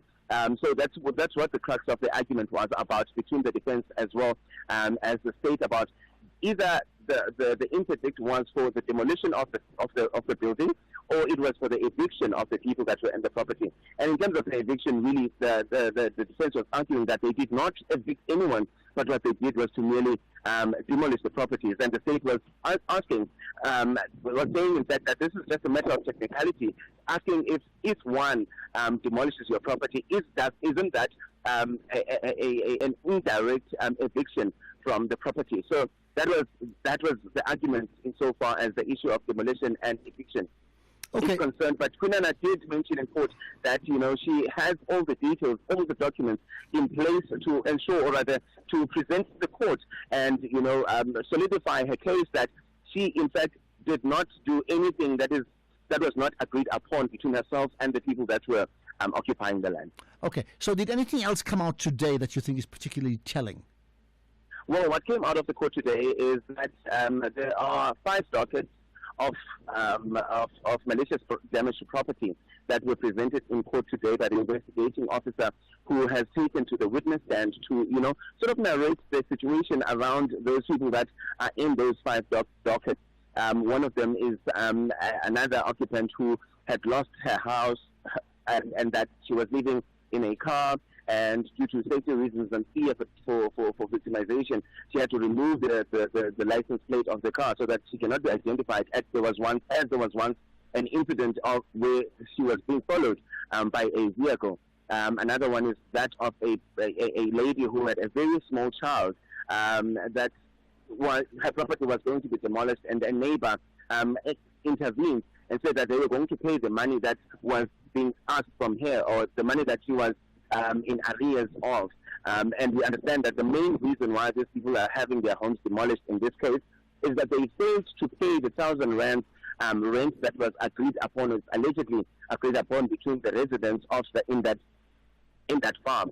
So that is what came out in court today, and that one other witness did take to the stand, testify about the relationship they have with Mama Kwinana, saying that some of them, in fact most of them, they have a WhatsApp group where they speak about issues relating to the upkeep of the area, issues of rent, and many other things. So they were saying essentially that, in fact, she was saying that they have a good relationship with Ms. Kwinana, and that they don't really have a problem with her, and this is why they are not a part of the complainants in this matter. Okay, let's leave it at that, unless there's something else that you'd like to just touch on. Absolutely nothing. The case is back again in court tomorrow. Okay, perfect. That's Sidima Mfeko, SABC News reporter, covering the story of Yake Kwinana, right?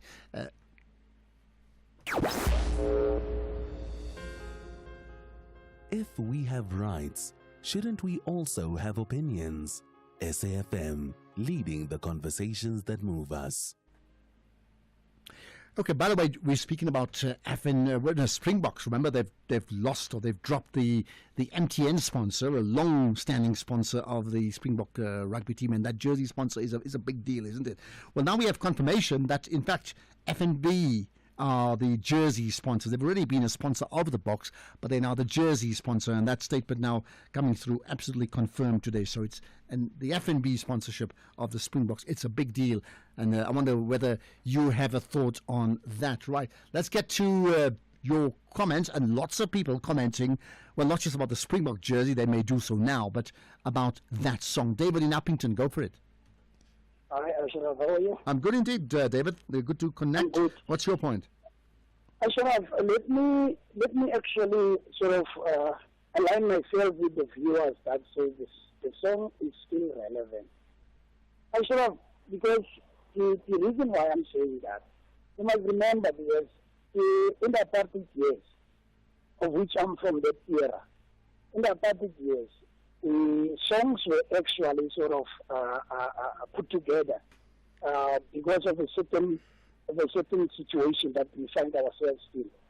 So it was not actually, that song was not actually put together against the white skin color per se. It was put together against the system that was enabling white people to have privileges and white people to exploit black people and so forth. So therefore, that song actually also speaks to the current regime, because things have not changed for the majority, and people are still finding the hardships of apartheid resurfacing, as well as the issue of exploitation. All right. So I hear you. So is the chant then working? If the chant is to draw attention to the injustices of that time in the past and the injustices that remain now, mainly economic injustices, then is this song working in terms, if that's the purpose, is it working? Ashraf, I think I've listened to what your input in terms of the comments made by other callers. Yeah. I think we're not far from what we are saying. But what we are saying, because currently people are fighting because they are personalizing this song. And therefore, this song is not actually, it's not something that is personal. This thing is about the system and other, that unfortunately, and the system was a white system, and the current system also, the current system that is actually now, that is a democratic system, that is a so-called democratic system. It's still a system whereby the capitalists are actually enjoying what they actually sort of have actually taken away from the majority of the people. Okay. David, you've made your point. Well, I mean, here it is. If they are personalizing it, then it does question again the point that, is it hitting its target? That means if people are personalizing and they don't get it, then who's wrong in that? If the messaging doesn't land, we have to question how we deliver the message, isn't it?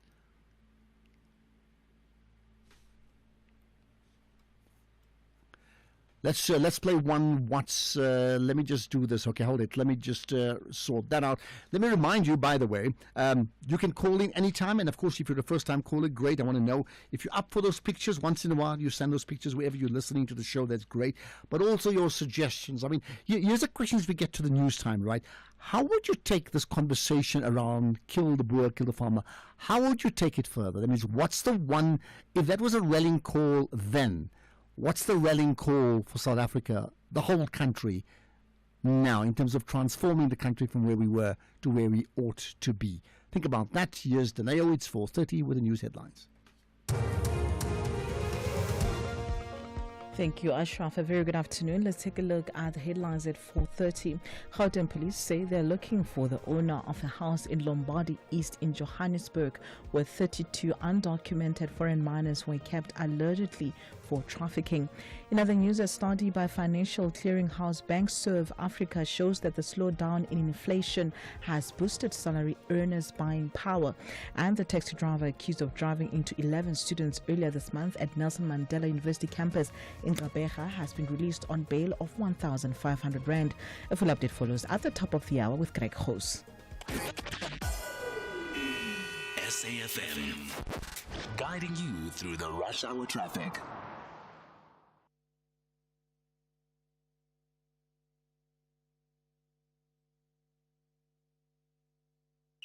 Good afternoon. Is SAFM Sport with Zai Khan. And it's a warm welcome to Bafana, who may have earned a vital 2-0 win over Benin, but off the pitch, the drama brewing over Teboho Mokwena's ineligibility. The midfielder playing despite picking up 2 yellow cards, a suspension worth tally. While Lesotho missed the protest deadline, Nigeria and Lesotho are now urging FIFA to step in. Coach Hugo Bruges is keeping focus on the team's performance as Bafana topped the group with 4 points left, but with a possible 3-point deduction hanging over their heads. South Africa's route to the 2026 World Cup could suddenly get a lot more bumpier. Let's go to rugby. The Bulls utility back David Kriel is keeping his head down and his boots ready after his Bok alignment camp debut earlier this month. Fresh from slotting a dramatic match-winning penalty to edge out Leinster 21-20, the 26-year-old has focused on sharpening his game. Praised by coach Jake White as gold, Kriel says the camp with Rassie Erasmus and company was intense but inspiring. With Springbok dreams right in sight and Willie Leroux sidelined, Kriel might get another chance to shine. Now, reigning Athletics South Africa Coach of the Year, Werner Prinsloo, has highlighted the importance of coaches travelling with their athletes to major international competitions, with Akani Simbine having secured a bronze medal in the men's 60-metre final and Sekgodiso claiming gold in the women's 800-metre final. Long jumper Cheswell Johnson, who finished 12th in his event, was frustrated over not having his coach present. Prinsloo, who guides Simbine, was in attendance alongside Samuel Sapeng. It is important, especially, as you said, for events like his, the long jump and the throws, whoever. It is very technical, so you need to have that coach's eye that can give you the right guidance, not just on the day, but leading up to the day before and so on. So it is very important, and we need to look at it. Prudence, he's her coach there. I was there with Akani, and it proves to be worth it. So we really need to look into that from a federation point of view, yes. Motorsport news, Red Bull are set to drop Liam Lawson after just 2 races and replace him for the next Grand Prix in Japan with Yuki Tsunoda. The decision was made by Red Bull bosses, including team principal Christian Horner. It is expected to be formally confirmed, and of course Red Bull have long been renowned for ruthlessness in which they handle their young driver program. Even in this context, the way they've dealt with Liam Lawson has caused widespread disbelief in Formula One. Tennis action, the American Taylor Fritz, the number 3 seed, won again Australian Adam Walton 6-3, 7-5 to advance to the last 8 of the Miami Open. Fritz will play Italian Matteo Berrettini, and Novak Djokovic advancing to the Miami Open quarterfinals. He had a dominant performance against the 15 seed Lorenzo Musetti. The 37-year-old Djokovic also had a confrontation with the chair umpire during the first set after receiving a time violation warning. Djokovic will face Sebastian Korda in the last 8 as he looks to add another Masters 1000 title to his collection. That's a wrap. We'll have more sport top of the hour. So before I let you go, what's the position now with this South African our 3-point story? Like, what's the next step in this process? So we have to wait now for FIFA and SAFA to issue a formal statement, which they haven't. At the moment, there's lots of speculation from. Yes. They didn't protest, so that story is over, or they will get docked 3 points no matter what, or there's a mistake, nothing will happen. But it's all speculation. All speculation. We are waiting for an official statement from either SAFA or FIFA, and they're all very mum at the moment. I would imagine lots happening in the background. What is not speculation is that F&B are now the sponsors of the Springbok jersey. And I say that because the brand value of the Springbok jersey is just enormous, isn't it? And I mean, MTN was there for 8 years. They won World Cups with MTN. Of course. Someone did say they must transfer that MTN to Bafana. Who knows what will happen then? We'll win the World Cup next year. I think Bafana's got Le Coq. Yeah, never mind. Let's go. I will catch you with more sport. There we are. Right. SAFM, guiding you through the rush hour traffic. Good afternoon. Starting off in Gauteng, the M1 southbound has heavy traffic towards Southgate, the N1 northbound in Midrand queuing towards Samrand Road, and Daspoort Tunnel in Pretoria queuing at the tunnel. In KZN, the N3 northbound in Ladysmith has truck crash recovery underway near Bergville interchange. Traffic is stacked, so you're asked to expect delays. South Coast Road has truck congestion between the M7 highway and Bayhead Road, so expect delays. And Bluff Road is closed between Voortrekker Street and Dune Road due to waterworks. In Cape Town, Bakencroft Street outbound is slow moving towards the elevated freeway. Voortrekker Road is queuing at the N7 Jakes Havel Drive junction, and Victoria Road outbound slow moving through Woodstock. With your traffic update, I'm Irma G. If you're active on social media and love SAFM, we hope you'll take a moment to like or follow our SAFM page on Facebook and Twitter. These are the best places to find all the guest information, conversations, and stories you love from your favorite presenters, along with regular updates from SABC News. And don't forget, you can send your questions to feedback@safm.co.za. SAFM, leading the conversation. Economic news on SAFM. Facts and figures you can count on.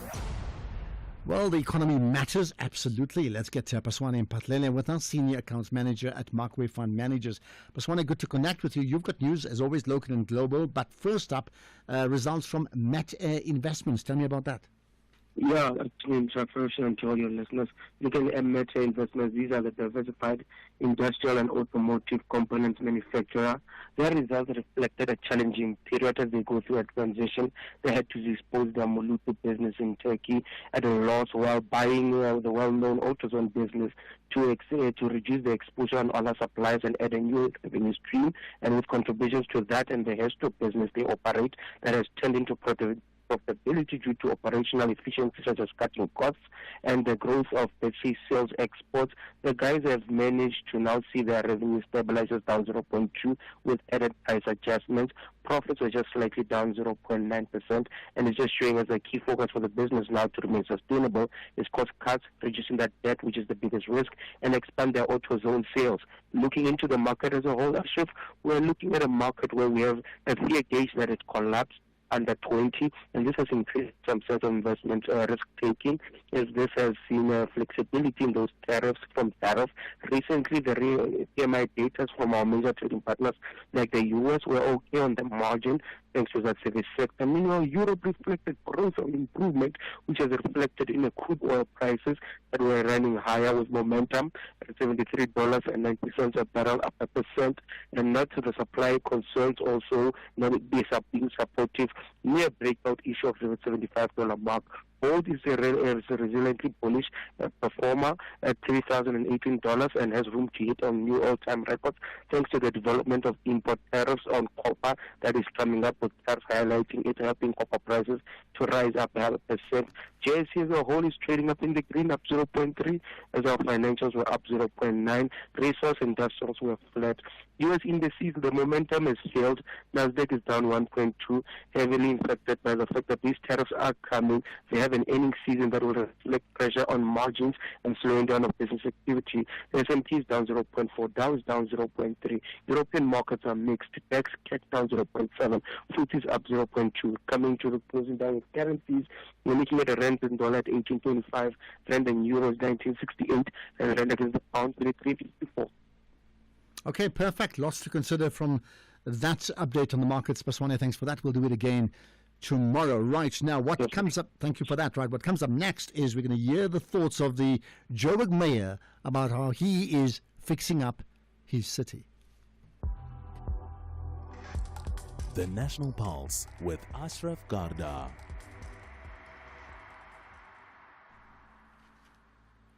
Okay, so you do know this. I mean, I had a chat with the Joburg mayor, I think 2 weeks back, and if you haven't heard that, listen to it now. Go to, safm.co.za. You'll find it as a podcast. We put all the things that we put up as a podcast there, right? And, of course, he spoke about many, many things at that time. But today, the Joburg mayor, Dada Morero, briefed the media on various issues affecting his city, and I would say troubled city. And the briefing touched on some of the big challenges, ranging from faulty traffic signals to potholes to the renaming of Santon Drive, water supplies and others. We can't go through it all, but we've picked up 3 key highlights, starting with his comments on the water issues. On water infrastructure and service delivery, we will know that we've had challenges with our water issue, but we are turning our water infrastructure, and Johannesburg Water continues to focus on improving city's water supply and management system. We can indicate that with the engagements with National Water Department, it has become clear that there's no shortage of water, except that the challenges that we have are infrastructure related as a result of leaks, and therefore the City of Johannesburg, through the Joburg Water, have identified the leaks, and what we have done now is to install what is called noise lockers, which have been installed across the infrastructure currently around Central, Randburg and Roodepoort regions. We have installed just around 125 of those noise lockers. And by the end of April, we also expect to have completed the commissioning of the lockers, and we will install an additional 400 by June 2025. And in addition to leak detection, Joburg Water is also focusing on pressure management to reduce water loss and ensure efficient distribution of water throughout the city. And as of December 2024, 12 pressure reducing valves were retrofitted with smart controllers, with a total of 27 already installed. An additional 100 PRVs will be retrofitted by June 2025. The other thing, I tell you what, if you're in Joburg, maybe those who live in that city are immune to it, but if you are a visitor, you will notice how many of these traffic lights are out of order. It is insane. So what does the mayor make of that? On traffic signals and traffic management, shifting to another crucial aspect of our city's infrastructure, which is called traffic management. The Johannesburg Road Agency oversees just around 2,023 signalized intersections within the city, of which 251 belong to the Gauteng province. Currently, the city faces significant challenges in maintaining these intersections due to vandalism and theft. At present, 194 intersections within Johannesburg have been affected by vandalism. Additionally, 60 provincial intersections are also vandalized, requiring reconstruction. To address these issues, the JRS has committed to fixing at least 17 critical provincial intersections by March 2024. The remaining intersections will be addressed in line with the budget allocations provided by the provincial government. In total, the JRA is focusing on intersections along key economic nodes and major roads such as Malibonga, Witkoppen, Winnie Mandela, and so on Deckers, Henry Potgieter, and others. As of March the 4th, 2025, as of March the 4th, 99 intersections have been impacted by power outages, with 50 intersections affected by City Power and 49 by Eskom. The JRA is working closely with both entities to monitor and resolve these issues. A major challenge continues to be the theft of copper, which complicates the efforts to restore power to traffic signals. Of course, our JRA team continue to hold regular meetings with these entities to ensure we can quickly address power faults and reduce the impact on outages. There is progress in resolving most problematic intersections, and JRA and provincial government have signed a service level agreement on the 14th of February 2025, which covers the fixing of 60 intersections. So far, 35 of these intersections have been repaired, and further work continues in coordination with JMPD and the Department of Public Safety to provide visibility and regular monitoring at the sites. Right, talking about roads and streets, what about the stalling of the renaming of Senton Drive to Leila Khalid Drive? Senton Drive, Pule, The City of Johannesburg reaffirms its commitment to diplomatic sensitivity in the Sandton Drive renaming process. The City of Johannesburg acknowledges public discourse regarding the proposed renaming of Sandton Drive and emphasizes its dedication to a thorough, considered approach. It is also important to note that this resolution was arrived at in 2018 at the point where the Democratic Alliance was in government. While responding to public participation outcomes, the city is committed to engaging with relevant stakeholders to assess diplomatic implications before any decision is finalized. However, it should be noted that Council has made a resolution in 2018.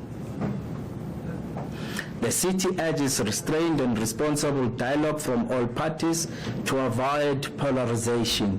A final decision will be communicated following comprehensive consultations to balance local identity and diplomatic priorities.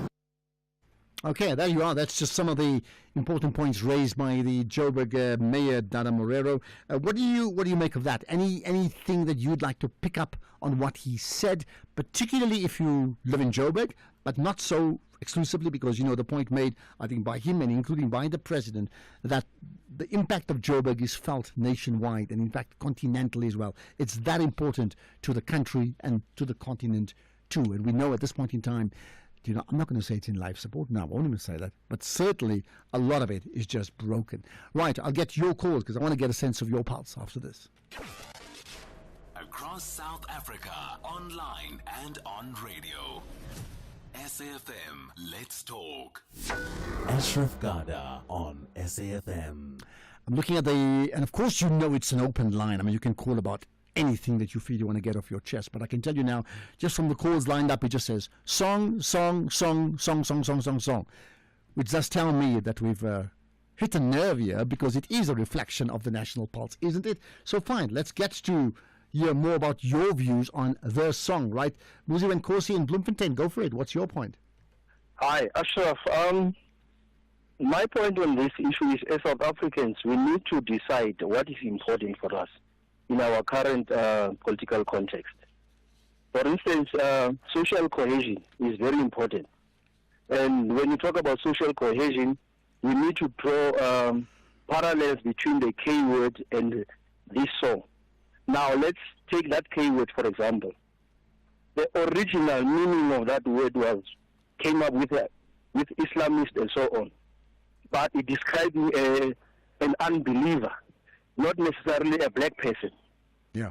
But our courts have said that word must not be used, it's illegal because it's offensive in the context of South Africa, because that word was hijacked by racists and it was applied to black people. Yeah. So that word was put aside. Now, in this situation, the Willy Boom, it was used in the context of fighting a system, which people say. But now that system, we are no longer under apartheid, and social cohesion is important. So what are we going to do? Because this song is divisive, we all agree. And then we say, no, let us use it because it's fighting a certain system. That cannot be true, and it's not a genuine reason for me. Well, I'll tell you what, Musi Wenkosi, I think you raise a very important point, that in the conversations about what we all want, and we all want what's best for us personally and what we want collectively. But we must understand this country where it was and where it is now, that social cohesion is a very, very important glue. You can have everything you want, but if you have no social cohesion, you have a completely broken country. And I think yours is a very mature call. And the point about the K word and how it was used in South Africa and why it's not allowed to be used now is a very telling one. Just maybe one final point from that. You said we can all agree, most people think it's divisive. That we all agree that it's divisive. I think many people don't agree with you. In fact, many people, based upon today's calls, feel it's absolutely fine.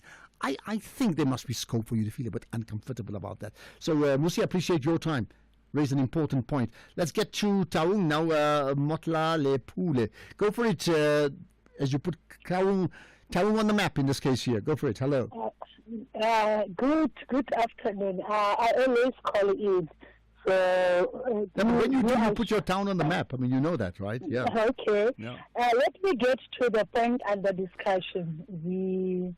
The song, the so-called divisive, as the recent caller just said, divisive and song that is no longer relevant. I choose to disagree with that. Okay, why do you think it's no more relevant, yeah? The song is still relevant. If we look at what is happening currently in South Africa, where not all white South Africans, but racist white South Africans, your AfriForum supporters and your Solidarity supporters, and not just them, ordinary racist South Africans who have been now, who think now they have been empowered by the USA Trump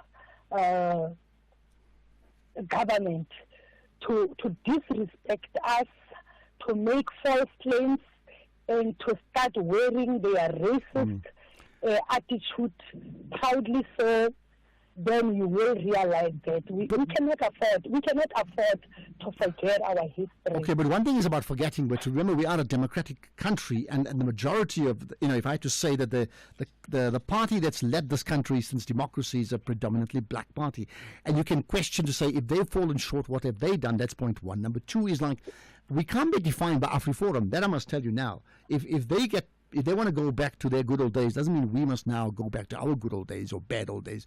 We can't be defined by them setting an agenda. I think that the issue of the Kill the Boer has been raised not because of them, but because does it actually serve its purpose now? So that's the point. I'm not saying we must be defined by AfriForum. What I'm saying is we cannot afford to forget our history. What people who are saying this song is no longer irrelevant, that's my opinion, that they are trying to erase our history. They are trying to erase our past. Okay. If you look at any European country, let me speak. Let me make very quickly, a comparison. please. Yeah. Let me make a comparison of the Jews and South Africans, the Holocaust. That is why today the Jews in Israel are weaponizing the Holocaust, because they've been given so much leeway, whereas just 30 years after democracy, we are being told to forgive and forget. Forgive who? Who has not asked for forgiveness. All right, point made. We're going to move on. Interesting point you made about the Holocaust and how it's certainly been put, always retained top of the agenda for what clearly was a horrific act. There's no way one can defend that, right? Sam in Durban, go for it. Sam, hi. Sam, do I have you there? No, I don't know if we've got Sam there. Sam, hi. Okay, let's do this and see if we've got Sydney. If I do have Sydney on the line. Sydney, are you there? Okay, let's reconnect with that in a minute. Right, comments about some of the big issues that you've raised. Here we are. Good morning, good day, Ashraf. Illegal foreigners are a problem to us, to South Africans, to South Africa as a whole. First, they took the jobs of South Africans because they are cheap labor.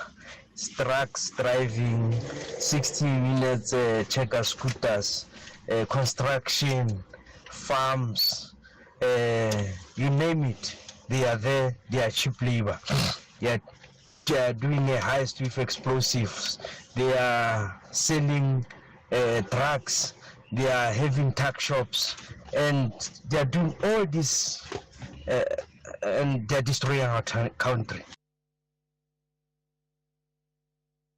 I think on that issue, certainly we've had many people commenting, including yesterday, about it. I think the point of, undocumented is a no-no, and you may wonder, how did we ever get into that position? Here's another comment on the mayor. Quite amazing how other mayors in Joburg is always criticizing Cape Town. I mean, listening to Dada Marero, everything in Johannesburg is broken. Everything. So keep your Joburg and we'll keep our Cape Town. Teresa. Thanks for that, Teresa. I tell you what, I mean, there's just one point about that I think you'd be slightly incorrect. There are parts of Cape Town that is world class. There are parts of Joburg that if they had semblance of being Africa's best city, that's long gone. But there's no question about it. There are parts of the Cape Flats, and you know it and I know it, that is very far removed from Camps Bay and the waterfront and those suburbs around Constantia, etc. It's a different world. And Cape Town, no matter which mayor, they've not been able to sort that out, because we know it's a big problem, starting with the issues of delinquency and drugs. And you have to then say, what about the leadership? Here's another. Ashraf, with all the discussions about the yellow card with SAFA, one question is not being asked: how did it happen? This is unprofessionalism of a high level, and what we want to be hearing is SAFA accounting for this, Thabo. Well, thanks for that, Thabo. Yes, I mean, you're right. I'm also not completely clear exactly what has happened there, but somebody has to be, well, take the rap for that, isn't it? How did it happen? How did they not know about it? And how did they find out now about it, by the way? Okay, Musina is where we go to next. JCK, go for it. JCK, hi. Can you hear me, Ashraf? I can hear you now. Yes, go for it. Yeah, I say, Ashraf, my government is failing us gravely. You see, the Minister of Police has confirmed that one of those culprits who shot dead people there in Soshanguve, it's an illegal immigrant. So what we have been saying for all along is illegal immigrants have got guns more than South Africans, and the government is still sleeping on duty. What are they doing? Eh? Since he has said that, what is he doing about it? You know, we are not safe as stated in the Constitution, that the citizens must be safe. But the government is failing us. So they just come and make speeches. We are sick and tired of their speeches. We want action. We know more safe. People come and shoot and go. Okay. Even if you are Ashraf, you can't go to Nigeria or Botswana with a gun. You can't. They won't allow you. But those people have got guns here, and South African government. But maybe they get the guns. Maybe they get the guns here. It's not like they're going with the gun and passing through airport customs control. They're getting the guns here. So there's something rotten, and it's not just about foreign nationals. There's something rotten about how crime has flourished in our country, and there I agree with you, JCK. Not about foreigners, because there are foreigners who commit crime, but there are South Africans who commit crime. But it's something we spoke about yesterday. How is it that in 30 years, or at least 20 years, we have not been able to put a lid on crime? We've not been able to defeat it. We've been able to arrest other things like the rise of HIV/AIDS and the issues of COVID-19, and I can think about other things, but crime, for whatever reason, it's just flourished. It is such a flourishing industry. And you know what? It robs us all of our own futures and our lives. That's just a complete no-no. Right, let's get some further comments from you. Here's another voice note. Dustbin and in the history books. All right, let me play that from the very beginning. That one. There we are. Good afternoon. It's Matthew from Durban here. I've got the two perfect spots for Kill the Boer and the South African flag of yesteryear in the dustbin and in the history books. Come on, South Africa, we've moved on. Let's move on together. Okay, but have we truly moved? And I hear your two examples. The flag, I get it. What about the distemmed version of our national anthem now? Would that come into the equation as well? Just think about that. By the way, just to tell you, you know that the USA now, there's a nomination for an ambassador. There was another person who was like the shoe-in for the ambassador to this country, and he went on a tirade daily on tweets, and I don't mean Elon Musk. Well, he's not in. We now know that Brent Brazil has been nominated as the U.S. ambassador to this country. We'll talk about that and the implications with John Stremlau coming up after the news, so listen out for that. It's 5 o'clock. It's Greg Host time. Here's the news.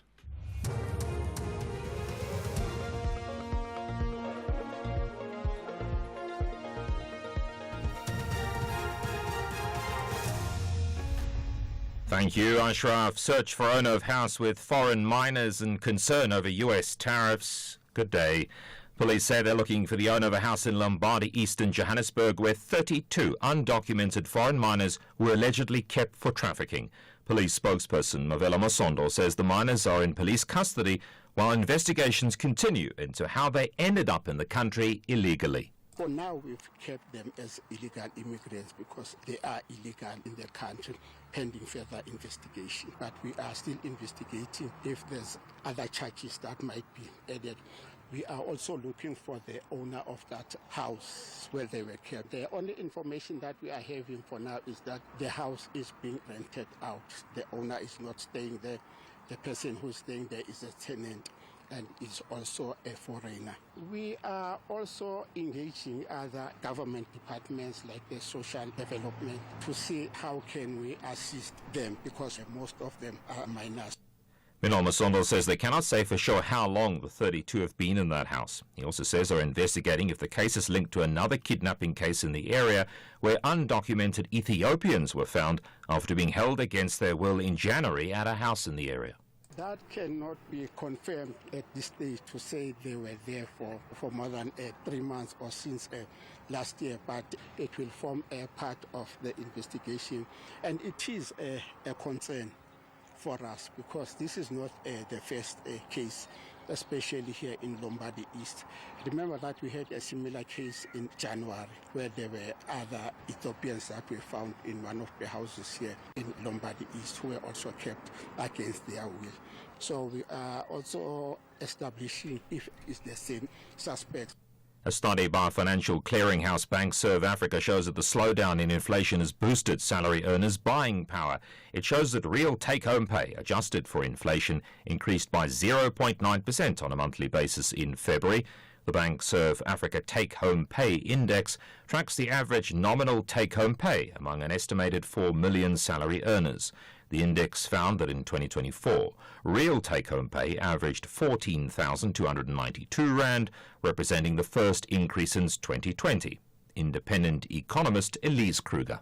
The Bank South Africa Take-Home Pay Index continued to tick higher, actually a trend that we have seen over the past couple of months. So I think it is really a reflection of the fact that it is getting or going better with our corporates out there in the South African economy compared to a few years ago. So that's sort of alleviation of the pressures that we have seen in terms of load shedding since last year have started to open up room for slightly better financial performance of companies, and we started to see that in better salary offerings since last year. And that trend has been continuing in the first 2 months of 2025. The taxi driver accused of driving into 11 students earlier this month at Nelson Mandela University in the Eastern Cape has been released on bail of 1,500 rand. The 24-year-old man applied for bail in the local magistrate's court. One student died in the incident, while another is still in hospital. The accused faces 6 charges, including culpable homicide, drunken driving, and attempted murder. China's Vice Premier He Lifeng has expressed solemn concerns over U.S. tariffs and planned reciprocal duties in a video call with U.S. top trade chief Jameson Greer. That's according to Chinese state media. The two men reportedly had a candid and in-depth exchange of views on key economic and trade issues and agreed to maintain communications. The U.S. President Donald Trump has imposed tariffs on a number of its major trading partners, including Canada and China, in an effort to bolster manufacturing in the U.S. The top story, police say they're looking for the owner of a house in Lombardy East in Johannesburg where 32 undocumented foreign minors were allegedly kept for trafficking. And that's SAFM News. I'm Greg Goos. A very good afternoon to you in your SFM Sports Headlines. Soccer, it's Cape Town City and SuperSport United who are sinking near the bottom of the PSL. And in rugby, the Blitzboks are targeting their elusive Hong Kong Sevens crown. All this and more at around 5:30. SAFM, guiding you through the rush hour traffic. Good afternoon. Starting off in Gauteng, the N1 northbound in Pretoria queuing towards the N4 Witbank Highway. The N1 southbound in Roodepoort has heavy traffic towards Albertina Sisulu Road. The N3 southbound in Germiston, heavy traffic towards Elands Interchange. And Great North Road in Benoni is where a fallen tree is reported near Brentwood Park Road. In KZN, the N2 northbound has a stationary vehicle before Spaghetti Junction. Umgeni Road westbound is slow moving through Springfield Park. South Coast Road has track congestion reported between the M7 highway and Bayhead Road, so expect delays. And on the R617, truck crash recovery underway in the Boston area. In Cape Town, on the N1 elevated freeway outbound, a crash opposite the CTICC. The N2 outbound is queuing towards the R300 interchange. The M7 Jakes Havel Drive southbound is queuing towards the R300 junction, and Voortrekker Road in Goodwood queuing at the N7 Jakes Havel Drive junction. With your traffic update, I'm Irma G. Something big is coming. 6:30 will never be the same. Amalanga Wafani, only on SABC 1.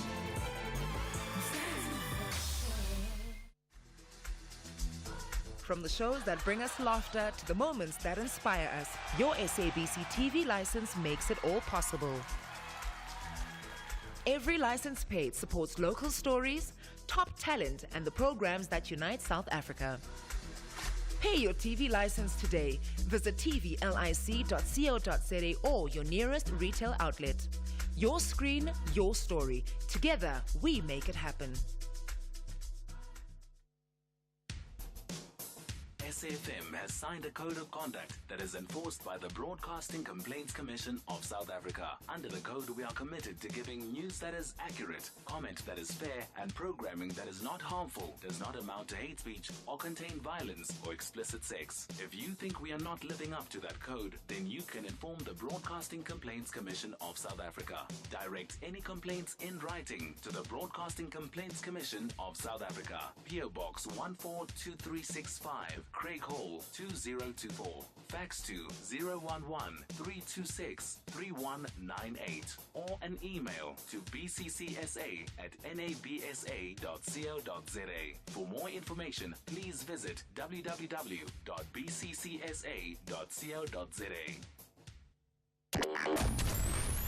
Here, there, and everywhere. SAFM 106.2 FM in Table Mountain.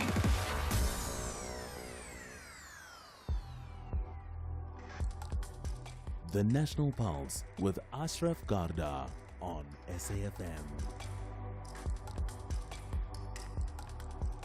You're listening to the National Pulse, weekdays 3 to 6 p.m.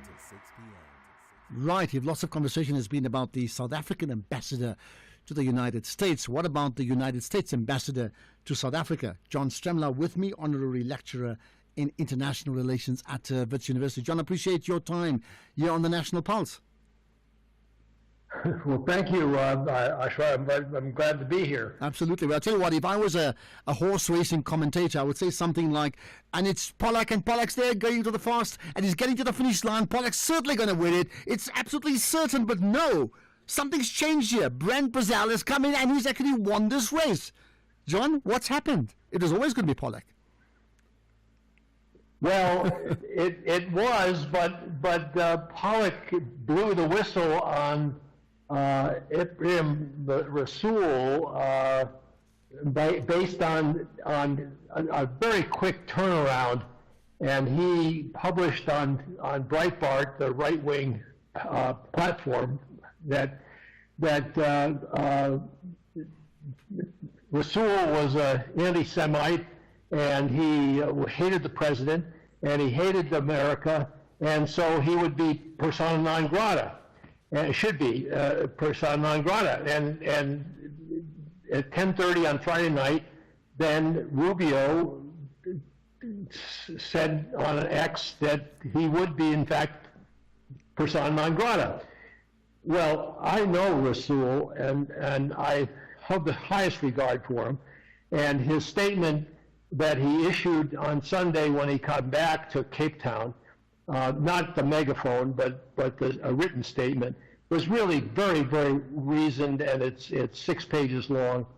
But Pollock, I think, spoiled his copybook for it would have been just too much to swallow for South Africa to accept Pollock after he blew the whistle unfairly and ignorantly and contrived on Rasool. So I never heard of Bozell, Brent Bozell III, but he emerged as the chosen guy, and he's now up for Senate confirmation. So it's likely that he'll come out here.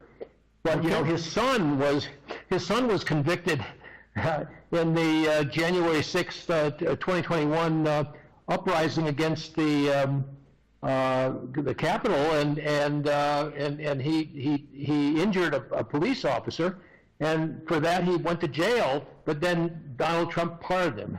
Okay, because maybe that would suggest, because I understand there's a statement from what Brent Bozell III, as we maybe should get used to saying, said about Trump a few years ago. I don't have it with me, but I think he was scathing in his criticism of Donald Trump.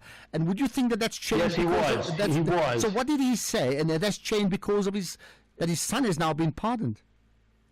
No, he's changed his tune, and now he's embraced Donald Trump, and he has for the last year or so or more, and Marco Rubio is as Patrick Despard, the Obama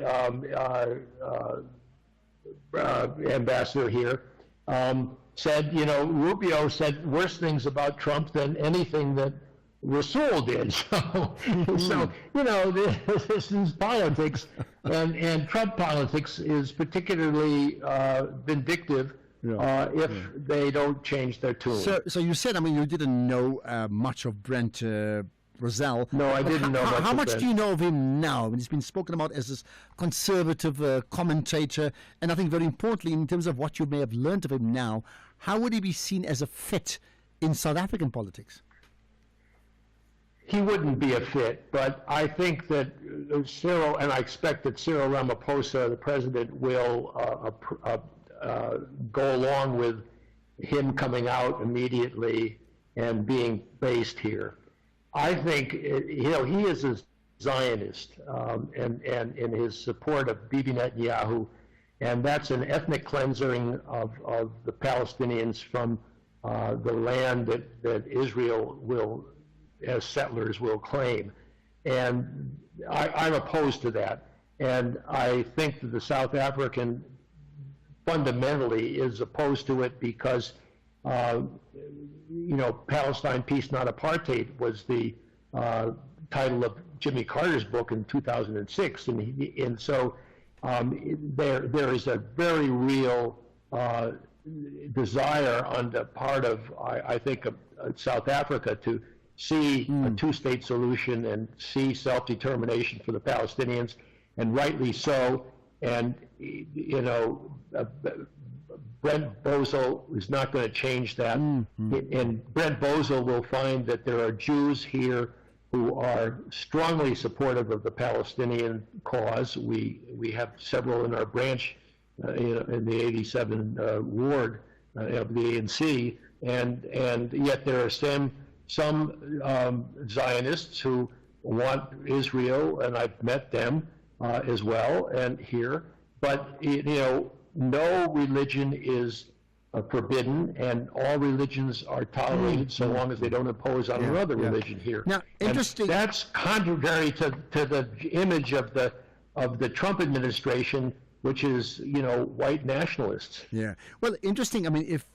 If Ibrahim Rasool is persona non grata in the USA, then in fact South Africa in many ways is also persona non grata, if I can call it that, as a country, right, to the Americans at this point in time. So at this point in time. Yeah, in practical terms, therefore, how do you see the type of conversations that Brent Bozell would be having with his South African counterparts? I don't think there would be very many conversations, frankly, and I wouldn't expect that he would get access particularly easily here in South Africa. Don't forget, ambassadors don't play the role that they once did before social media and rapid transport and in the internet and AI and all these other changes that are accumulating and changing the nature of diplomacy. It's still hard work, and people with experience in government are valued, I think, more than the appointments of the Trump administration suggest. But nevertheless, he would find a chance to be received here and formally and courteously treated. And I still believe that Rasool is right in saying, let's not rush to a appoint an ambassador to the Trump administration, because there's no point in talking to the Trump administration, frankly, at this stage. They're just hard-assed about doing in South Africa because of its pluralism and its tolerance of diversity, and these guys are ethnic nationalists or racial nationalists, and including the advisors who were born here and under apartheid. Elon Musk and Peter Thiel and others, you know the story. But I think that he would be welcome here, but not reciprocated with an appointment of another ambassador to South Africa, to Washington.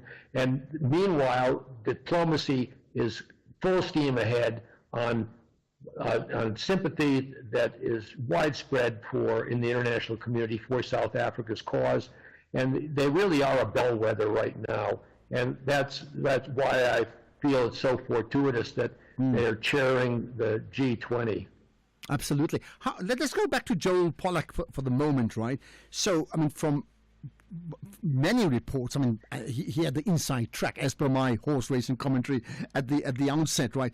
And you're very clear that he effectively played the wrong card. Would you know whether he would have got the job? I mean, does any of your intelligence back in the USA tell you that actually he was the shoe-in and effectively the wrong card cost him the post?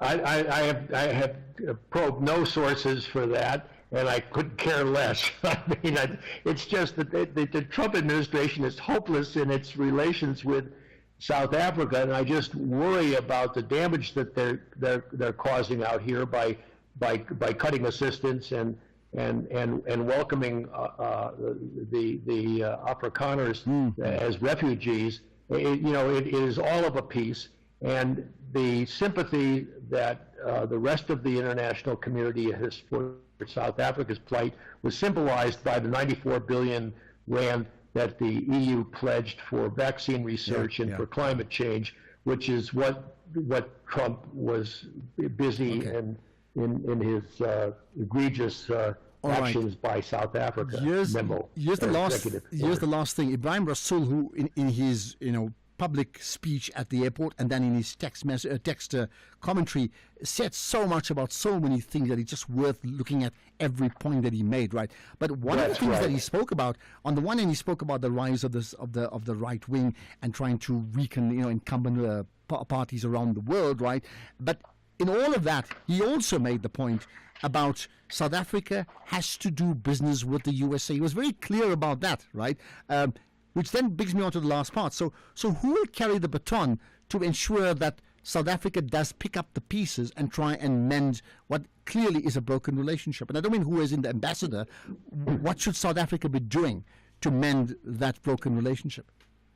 There's no short way to answer that question, but Cyril Ramaphosa and the administration here and Ronald Lamola and others know full well that America is more than the Trump administration, and they are watching closely the dynamics of the internal politics of the United States, and have their lines out to the business community, to the civil society groups, and to others as the anti-apartheid movement. Don't forget, the U.S. was allied with apartheid South Africa for decades.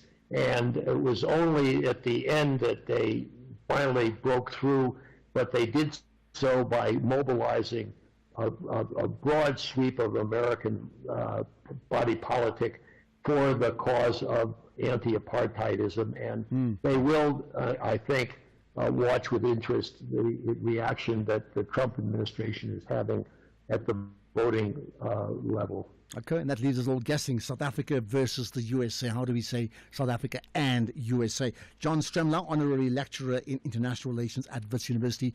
Appreciate your time and your insights. Certainly lots to consider in that conversation. We'll have it up as a podcast as well. ASAP. John Stremlau, thank you for your time. Right, let's talk next about another very important issue, about a bill that is aimed at putting into question this very important issue about regarding foreign funding, or foreign agents bill is what it's called. We talk about that next. Something big is coming. 6:30 will never be the same. Amalanga Wafani, only on SABC 1.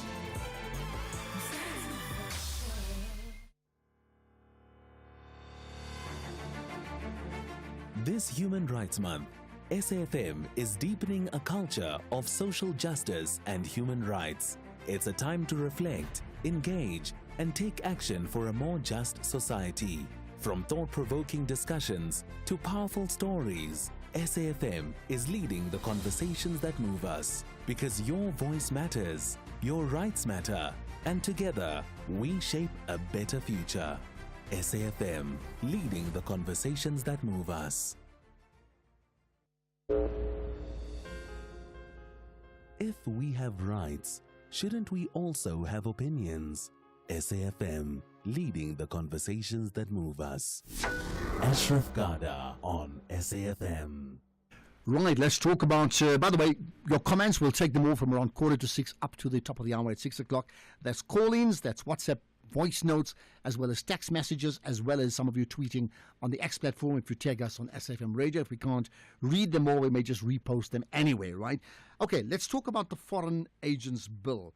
Now, the ATM, which is the African Transformation Movement, that proposed this bill, and here's the story. The plan is that the bill will expose certain NGOs and civil society groups in our country who discreetly entangle themselves in local politics on behalf of foreign funders with the aim to push a particular narrative. What a fascinating conversation. Vuyo Zungula is with me, the president of the African Transformation Movement. Vuyo, I appreciate your time. You're now connected to the National Pulse. Thank you so much for having us. Thank you. I suppose you've got some facts and figures to back up why you want to push for this Foreign Agents Bill. Tell me more about it. Firstly, there's three things that is our objectives with sponsoring this bill. The first, it's transparency, to make sure that there is all of the NGOs that are working and operational in our country, there's transparency as to who their funders are. This is also not different from what is happening with political parties, whereby they need to disclose. So every quarter, as a citizen, you get to see who funds political parties and perhaps the interests those political parties would be advancing. The second one, it is the protection of our domestic policies. This is very critical. I'll make an example about the tobacco bill that is currently before Parliament. Now, this bill is sponsored by the Department of Health. Now, there was a conversation or a discussion between the in NEDLAC, and the delegation that was representing the Department of Health was led by someone that is a head of an NGO. It was not a government official. It was not any of the government entity heads. It was someone that is a head of a local branch of an international NGO that is anti-tobacco. So we feel as a party that is a prime example of how NGOs with their foreign funders are meddling in the politics and policies of our country.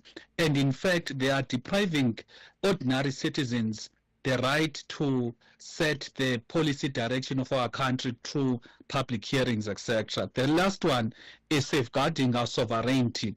We've seen how NGOs like the Green Connection, when they are operational in our country, they'll take the government to court when it wants to explore gas deposits around the Saldanha area.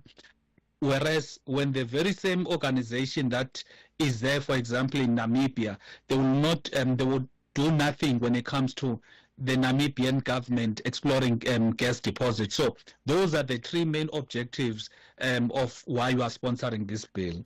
Okay, and I mean, besides sponsoring the bill, have you had conversations with others, not just political parties, but other, civil society members and NGOs about this type of manipulation? As you say, there's funding that comes in with the plan very specifically around political change in a country.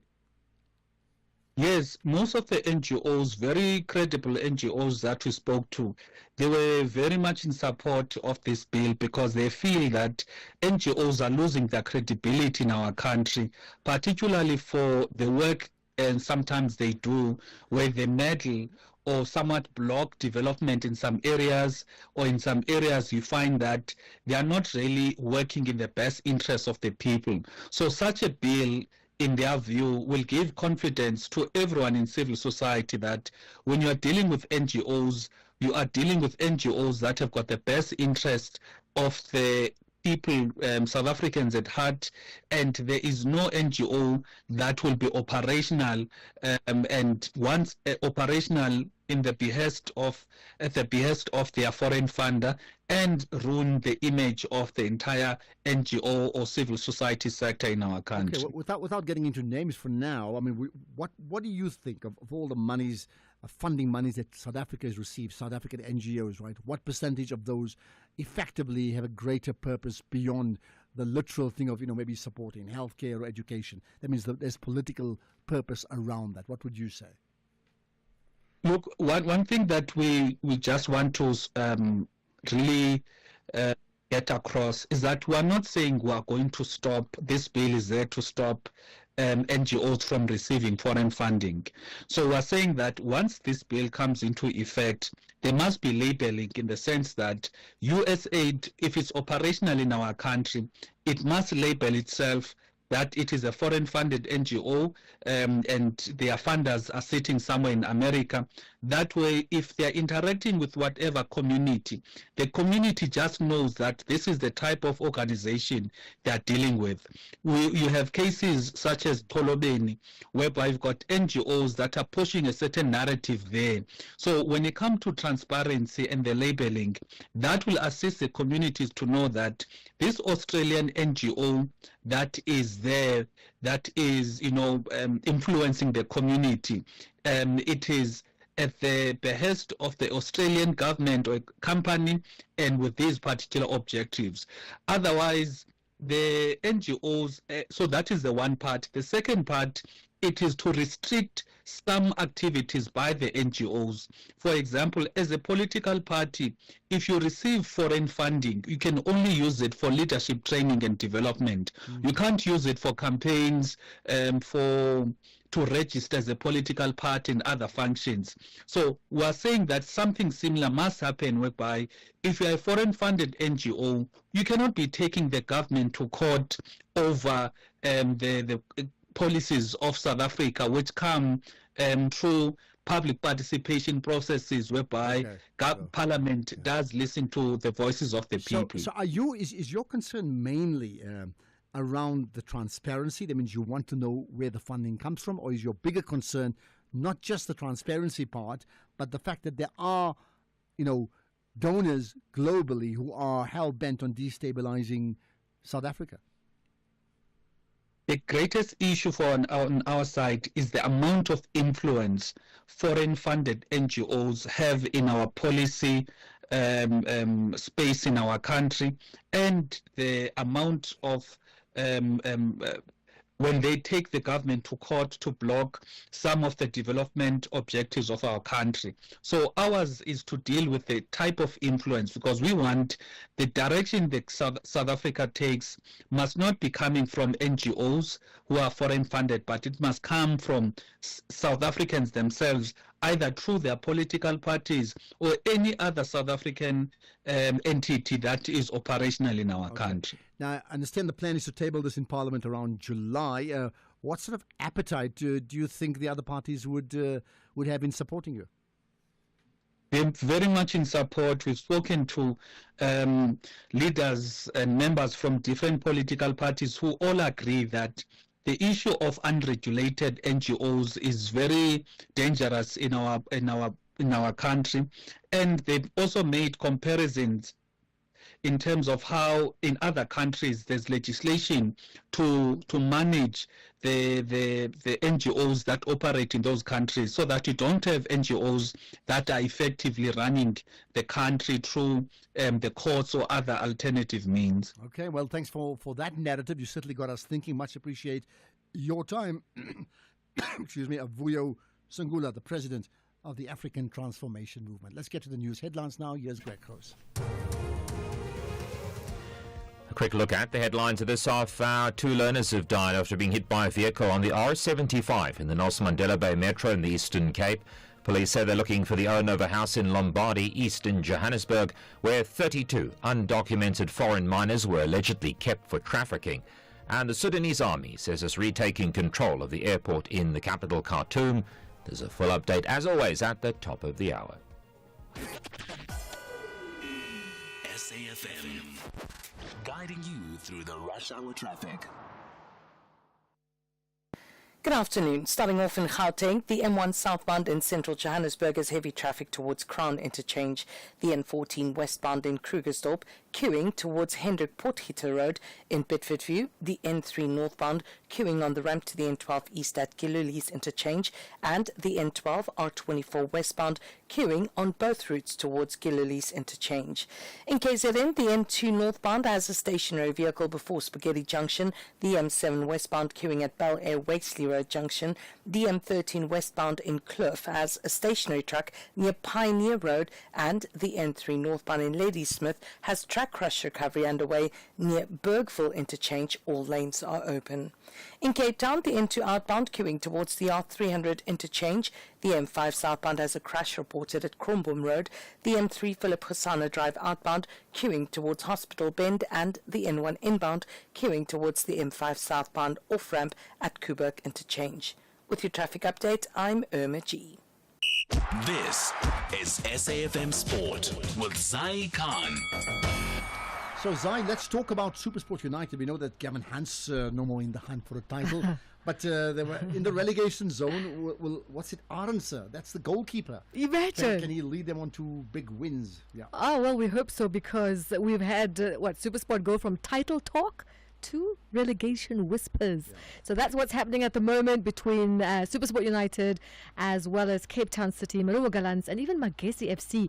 They are in a do-or-die dogfight for survival in the Premiership as it enters the home stretch. SuperSport in unfamiliar 15th place. They begin life without Gavin Hunt, who was axed on Human Rights Day. They host City this Sunday. TS Galaxy, meanwhile, are thriving with 10 points from 4 games, while Richards Bay and Polokwane face off in another relegation 6-pointer. Now, the Bafana legend, Andre Arendse, believes that those responsible for the possible points deduction in the 2026 FIFA World Cup Africa qualifiers should be held to account for their mishap. Arendse was last week appointed SuperSport United head coach following Gavin Hunt's sacking, attended the national team watch party for their 2-0 win over Benin last night, which was hosted by new sponsors Honor. Bafana are at risk of losing 3 points after fielding Teboho Mokoena, who was meant to serve a 1-match suspension during their 2-0 win over Lesotho last Friday. Arendse called for swift action. There has to be accountability. There has to be accountability when mistakes are made. There has to be accountability, and if we can assume that as I suppose custodians of the game, and when we're working at a high level as our Bafana national team, then there has to be accountability for actions. But nothing can take away from what happened in the game today, the positive aspect of it, the win that we bring home, the 3 points, and it just sets us up nicely on this road for qualification. More soccer. Barcelona trained as they finalise preparations for their match against Osasuna in La Liga. It's a quick turnaround after the international break, as the fixture was rescheduled due to the sudden passing of Barcelona doctor Carlos Menaro Garcia. Hansi Flick's side will be looking to extend their 7-game winning streak as well as improve their home form to 5 wins on the bounce without conceding a single goal. A win will send them 3 points clear of rivals Real Madrid at the top of the standings. Now, reigning Athletics South Africa Coach of the Year Werner Prinsloo highlighting the importance of coaches travelling with their athletes to major international competitions. It took Prinsloo and Prince sensation Akani Simbine 15 years to secure first major individual medal after multiple near misses, including 3 Olympic and 3 World Championship final defeats, and the coach is reflecting on their achievement. 15 years, yes. As you said, and what we said is we didn't go there with the expectation of getting a medal. There's some other things at play in part of the bigger plan of what we want to do. But yeah, the medal is cool, but we don't want it to define this year for him. It's a great start for the year, and now we're going back to the drawing board. Well, not the drawing board, but we're going back now to start the real planning or the real training for the outdoors. So, yeah, no, we're happy with the medal, always. And finally, rugby. It's a fresh venue and a familiar hunger as the Bliss Boks prepare to take on the world at the Hong Kong Sevens this weekend. Captain Selwyn Davids, who celebrated his 31st birthday this week, is hoping to lead South Africa to a first ever tournament win, and that's in the brand new Kai Tak Stadium, a venue where no Blitzbok has ever lifted the trophy. Coach Philip Snyman also marked his birthday this week, and he's, of course, dreaming of some silverware. That's a wrap of the sport here on SFM. Before you go away, listeners must know that we normally are on the 6th floor of the SABC, and we are now 2 floors underground because there's some refurbishments taking place within the SABC. So where we were, when there's a storm, we know exactly there's a storm, right? The view. Now, and the view is just amazing. We don't have that view anymore. So guess what? The only reason I know that it's storming now is because I'm looking at 3 paddle groups and they're all saying, you can't go on the courts, it's raining. So that's like the weather bureau. I know the weather's bad when I check out a paddle WhatsApp group. Just thought I'll tell you that, some trivia. Thank you. We also have no idea what the weather is like up there. But anyway. But now I'm saying it's storming because the WhatsApp groups have said it's storming. So we'll wait till the storm passes, as we do. More economic news on SAFM. Facts and figures you can count on. Right, let's get on to the other numbers with the SAFM market update hosted as always by Jimmy Moyaha. Jimmy, good to connect with you with lots of debate on what's happening with the FNB sponsorship of the Springboks, but you've got a story of a triple GDP forecast coming from ABSA. Yeah. Good afternoon, Ashraf. Good afternoon to the listeners. Yes, I'm going to be chatting to ABSA around that. They've got a very ambitious growth outlook for South Africa that suggests that we could see triple the GDP figures that we are currently seeing. So they're forecasting GDP growth around 2.1%, which is excessively high if you think about where the IMF, the South African Reserve Bank, and even National Treasury have pitched their growth expectations. So I definitely want to see what they're thinking is going to be driving that GDP growth and how we get to that number. It's a number I would love to see. I'm sure many South Africans would love to see it. Certainly our unemployment rate would love to see it. And perhaps ABSA is onto something and we need to listen to them. So we're going to speak to them. We're going to speak to the economist at ABSA and try and make sense of what is happening there. Then we've got a conversation with Alan Gray around managing risk when you're looking at South African markets. Global markets are under pressure. South African markets are under pressure because of some global tensions as well. And we've been having these conversations for the last couple of weeks. And most recently, as you mentioned earlier in the show, the new ambassador for the United States has been put forward, the ambassador to South Africa. So that's likely to cause an increase in tensions. And we're going to look at all of that and try and make sense of what does that all mean for your South African portfolio and even for your international portfolio as an investor. And then we've got a conversation with the team at Business Leadership South Africa. I'm going to be speaking to the CEO, Busi Mavuso, around the concerns that exist around that 100 billion rand transformation fund that was put forward or proposed earlier this year.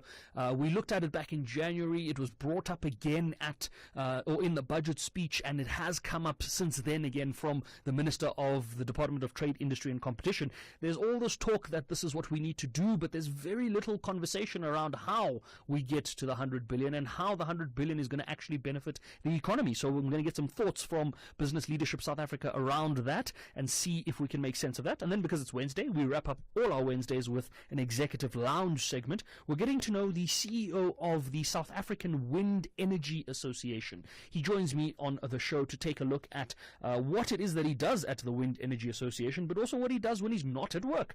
Before we get to all of those lovely conversations, let's take a look at how the markets have been doing. You would have gotten an update a little earlier from the team at Makwe Fund Managers around the markets, and the markets kind of closed out in a lot better territory than we thought they might. It was touch and go for a second there through some of the sectors throughout the day. We'll look at local markets in a second. Let's start with international markets. The Asian markets were pretty much all in the green. The Shanghai Composite kind of finishing flat, marginally in the red, but flat effectively. The other markets were all in the green, with the biggest gainers there being the Nikkei and the ASX in Sydney, both up 0.2%. The Hong Kong Hang Seng wasn't too far behind. It was up about 0.58%. European markets, on the other hand, were in the red, except for the FTSE. The FTSE was up about 0.48%, whilst the DAX and the CAC 40 in France were down more than 0.4% each. The Nasdaq has opened down 1%. The S&P is down 0.4%.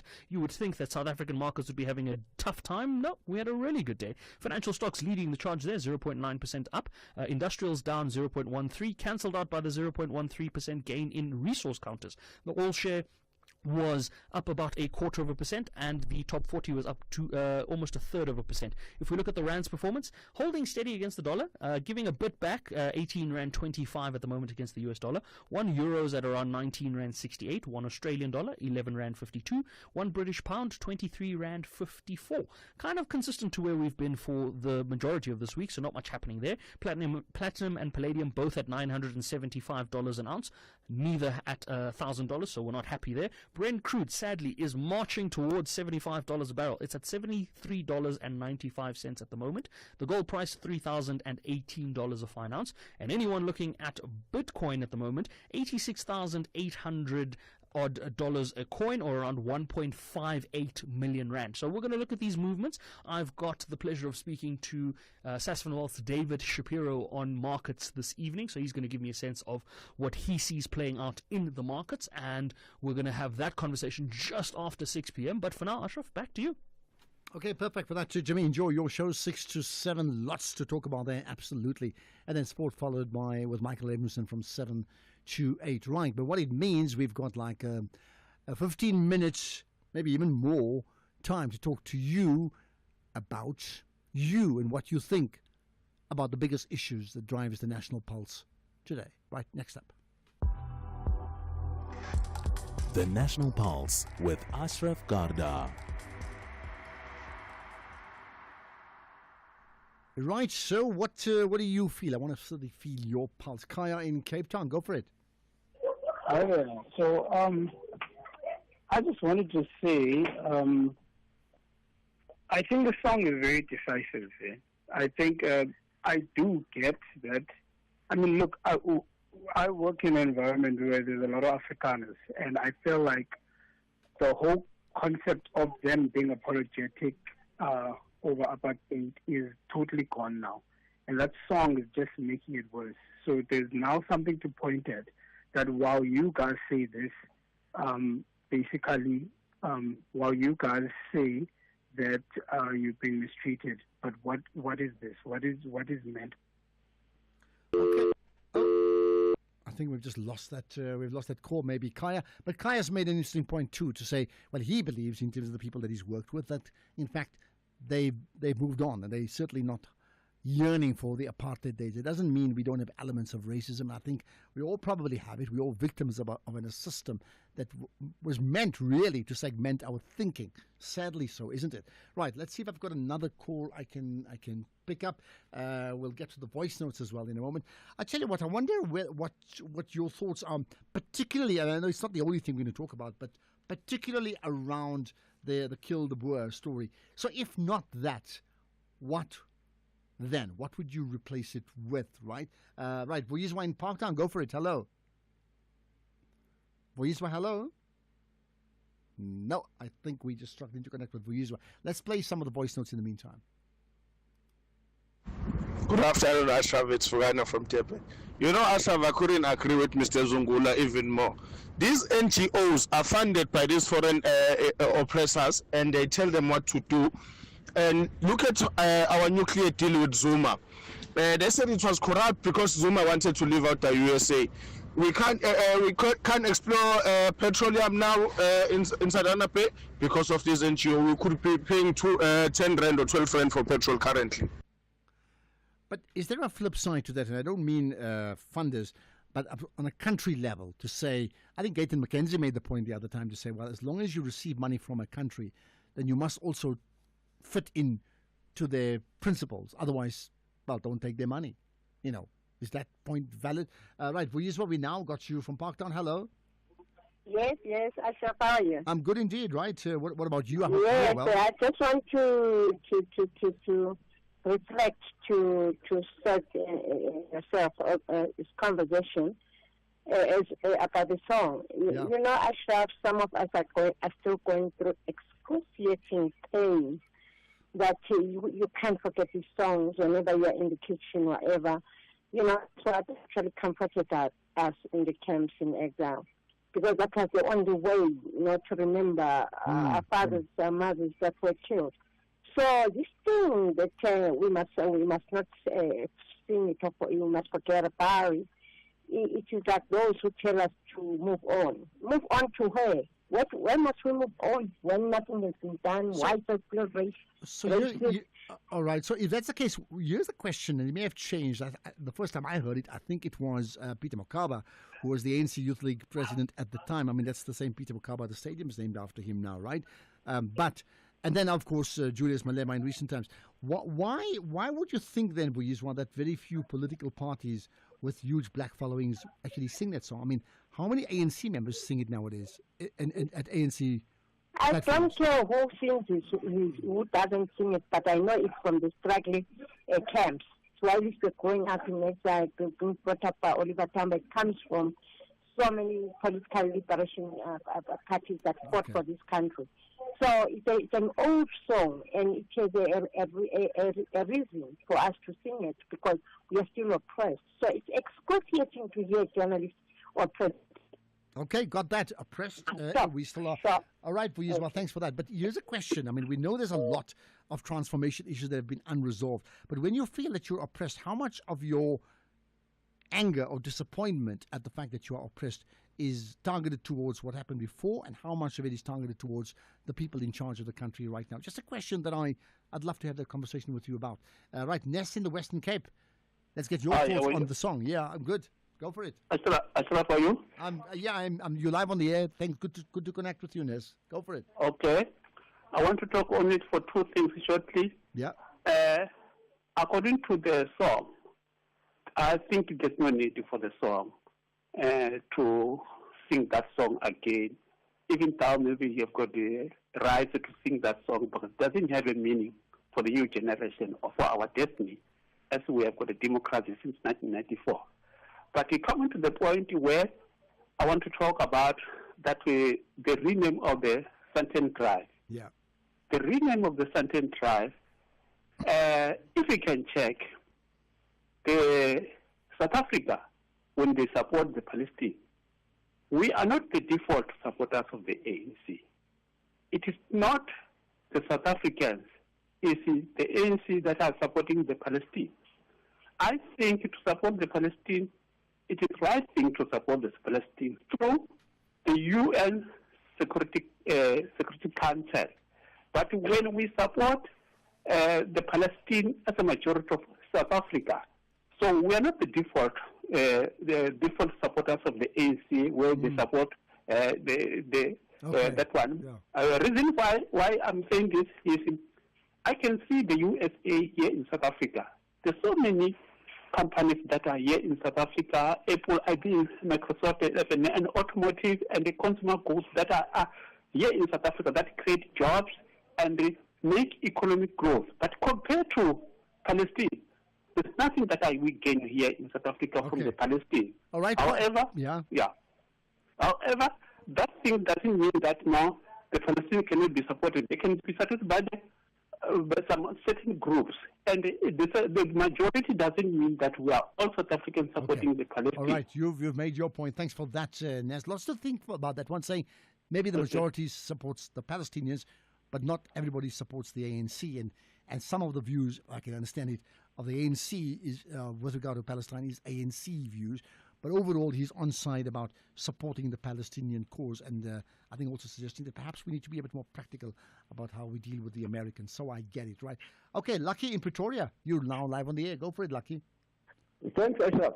Ashraf, I want to speak about the history of the song because I hear a lot of people seem to distort, and I was so concerned when the guy that was involved directly with June 16 could not tell exactly where the song comes from. The song is not like a song that is written by an artist with specific lyrics. At any given moment, you could plug in. All you needed is the rhythm. I was part of that history. All you needed is the rhythm and plug in words that are relevant to that particular situation. Okay. The song, when the song says "Kill the Boer," at that particular moment it referred to the Boer. It did not refer to the system. And the history behind it is that farmers became members of the South African Defence Force. And when comrades and guerrillas came for operations in this country, some of them used to work in the farms just to sustain themselves and to do a little bit of reconnaissance. Now, when farmers realized that these people are coming into the country via our farms, they started to join the South African Defence Force, and then at that moment they became legitimate targets. There was a campaign at some point where there were landmines planted on the tracks of where tractors used to drive. You know, when a tractor drives, it leaves grass in the middle. So we were told that we must tell the drivers of these tractors in the farms not to drive these tractors, because we knew that along the way there's a possibility that there's a landmine. Okay. I need to move on. Lucky, just a final point on that, please, very quickly. I hear what you're saying. Final point there. Yeah. So the final point is, the song may not be relevant at this particular moment because we have gone past that history, but the song itself was not confined to killing the Boer. You could plug in other lyrics that you wanted at that particular moment. Well, that's so interesting that you bring that up. I wonder whether others have a similar view to you, Lucky, in Pretoria. That is very, very interesting indeed. Right, I'll get to your WhatsApp voice notes here on the National Pulse next. Here, there, and everywhere. SAFM 104.3 FM in Rustenburg. Okay, Durban is excited to welcome visitors this Easter season. So join the family in friendly fun with unforgettable day tours along the Golden Mile, indoor and outdoor adventures, and delicious culinary delights. Don't miss the grand opening of the Western Square on the 27th of March, right? So that's imminent. Durban's newest lifestyle destination in Shongweni. And this multi-million rand project is set to transform the city's western corridor. As Africa's event capital, Durban will host major events this season, including the Joyous Celebration, Easter Mega Fest, and the Pre-Easter Gospel Festival. Discover the excitement in Africa's playground. For more details and Easter packages, get to the website, which is visitdurban.travel. Visitdurban.travel. And there are 3 hashtags to consider: Durban Easter 2025, Discover Durban, and Visit Durban. Call us on 086 000 2032. Let's have the conversation. WhatsApp voice notes on 0614 104 107. Okay, let's get to another call. Sydney in Akon. Go for it, Sydney. Hello. Yes, Sydney, deliver in Akon, Bushbuckridge. Brother Ashraf, before 1994, that song was relevant art expression. Mm-hmm. Since in the war there might be no formula how we have to fight that particular war. We'll fight it in ways and in ways, in songs and so on. But then after 1994, this is my own, I represent myself here. Yeah. It is no longer relevant. Why will you influence a person to kill another person because that person is a farm? You kill the farmer, why you want to kill a farm? You kill a doctor, why you want to kill? It's a farming is a profession. Why don't you sing a song to influence another person to kill a farm? To kill that person because that person is a farm? To start with, Brother Ashraf, you know a farmer feeds a nation. That one farmer has produced thousands of loaves of bread. Then you want that person to be killed. To me, it tells me you've got a shop mind. You think bread comes from a shop. It's not bread that comes from a shop. Bread comes from somewhere else. And if you're a politician, you're people to kill a farmer. You are now qualifying that I can stand before you. I stand before a primary school children whom I must teach. Who is a farmer? Who is a producer? And so on. You are irrelevant. Where I live in Akon, Brother Ashraf. You made your point. Okay, Sydney, you made your point. I think you made that point very, very clearly, right? Let's get to some of the other comments, and there are many comments that we've had from people, including, in fact, the issue that we had the conversation earlier on. Good afternoon, Ashraf. It's Fugana from Tepe. You know, Ashraf, I couldn't agree with Mr. Zungula even more. These NGOs are funded by these foreign oppressors, and they tell them what to do. And look at our nuclear deal with Zuma.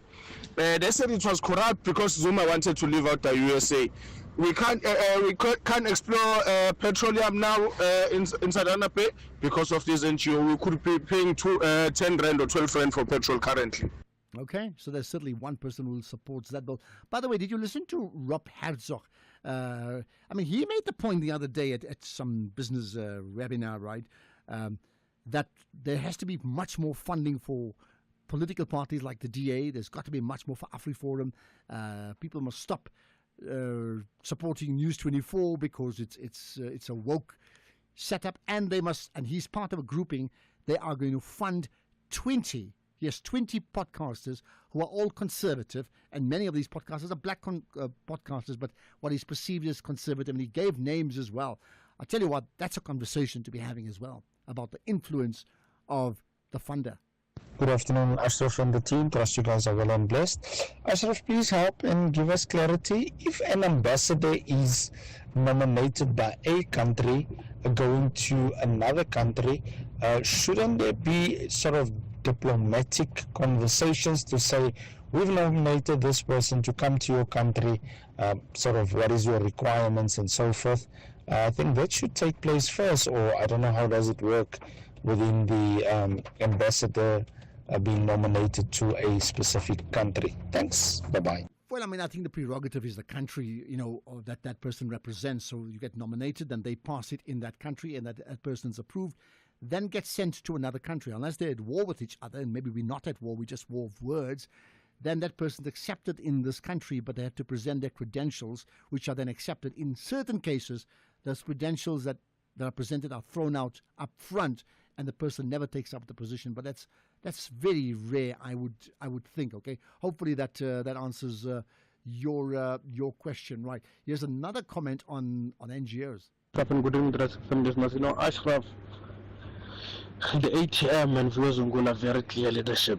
It's just said that maybe when it comes to electoral outcomes, they don't get anything. But then these guys, they're always progressive, and they actually push for policies that make sense. Because we are battled with NGOs that always take our government. They're the ones who stopped the nuclear deal. They were taking the government in Johannesburg over the rest of hijacked flats. And now, with the US aid cut, seem like they're quiet. Maybe these guys have a plan. Okay, there we are. Support for the ATM party in terms of coming up with some really good ideas. That's an example. It's not just them. I think Rise Mzansi is the same, and even Build One South Africa. Very small parties, but in fact, they certainly can't win votes, big votes, but they do make a difference in terms of how they lobby and the issues they raise at constituency level as well as in portfolio committee level, right?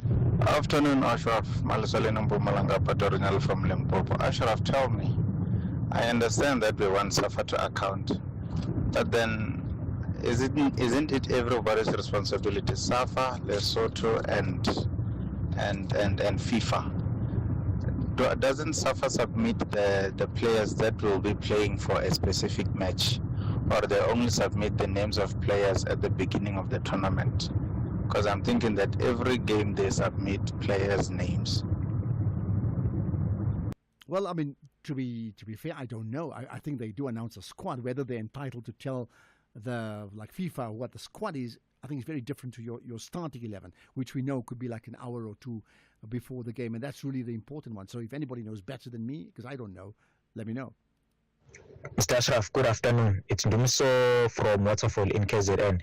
Allow me just to give general advice to any person who feels like using a divisive term in any circumstance, whether it be a black person, white person, doesn't matter. You need to ask yourself, what do you gain by using that term? What do you lose by using that term? Is it worth it to use that term? Is it open to interpretation, that term that I'm using? I think after asking yourself these questions, you will know very well whether or not what you're saying is appropriate for that given context. Otherwise, stay away. Else you're just fueling conflicts that are very unnecessary, which I feel is what's happening currently. Well, maybe you've just asked the most important question of the day on the show, and being the last person, you've got us all thinking. That's the show. There's lots of other things I had to take. We just don't have enough time. Apology for that. Here's a question from Naran Singh to end with. Ashraf, is Della Ray the song equivalent to Kill the Boer? I don't have an answer. This is the National Pulse. It gets us all thinking. You can also follow us on social media, SFM Radio, Facebook, definitely on the X Twitter platform, and follow me as well, Ashraf Garda. We'll do it again all tomorrow. You know that, right? Because the National Pulse doesn't stop beating. It's 24/7.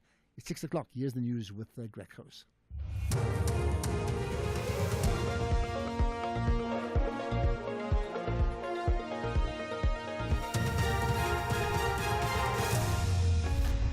Thank you again, Ashraf. 2 learners killed after being hit by a car, and Sudanese army retakes control of Khartoum airport. Good evening. 2 learners have died after being hit by a vehicle on the R75 in the Nelson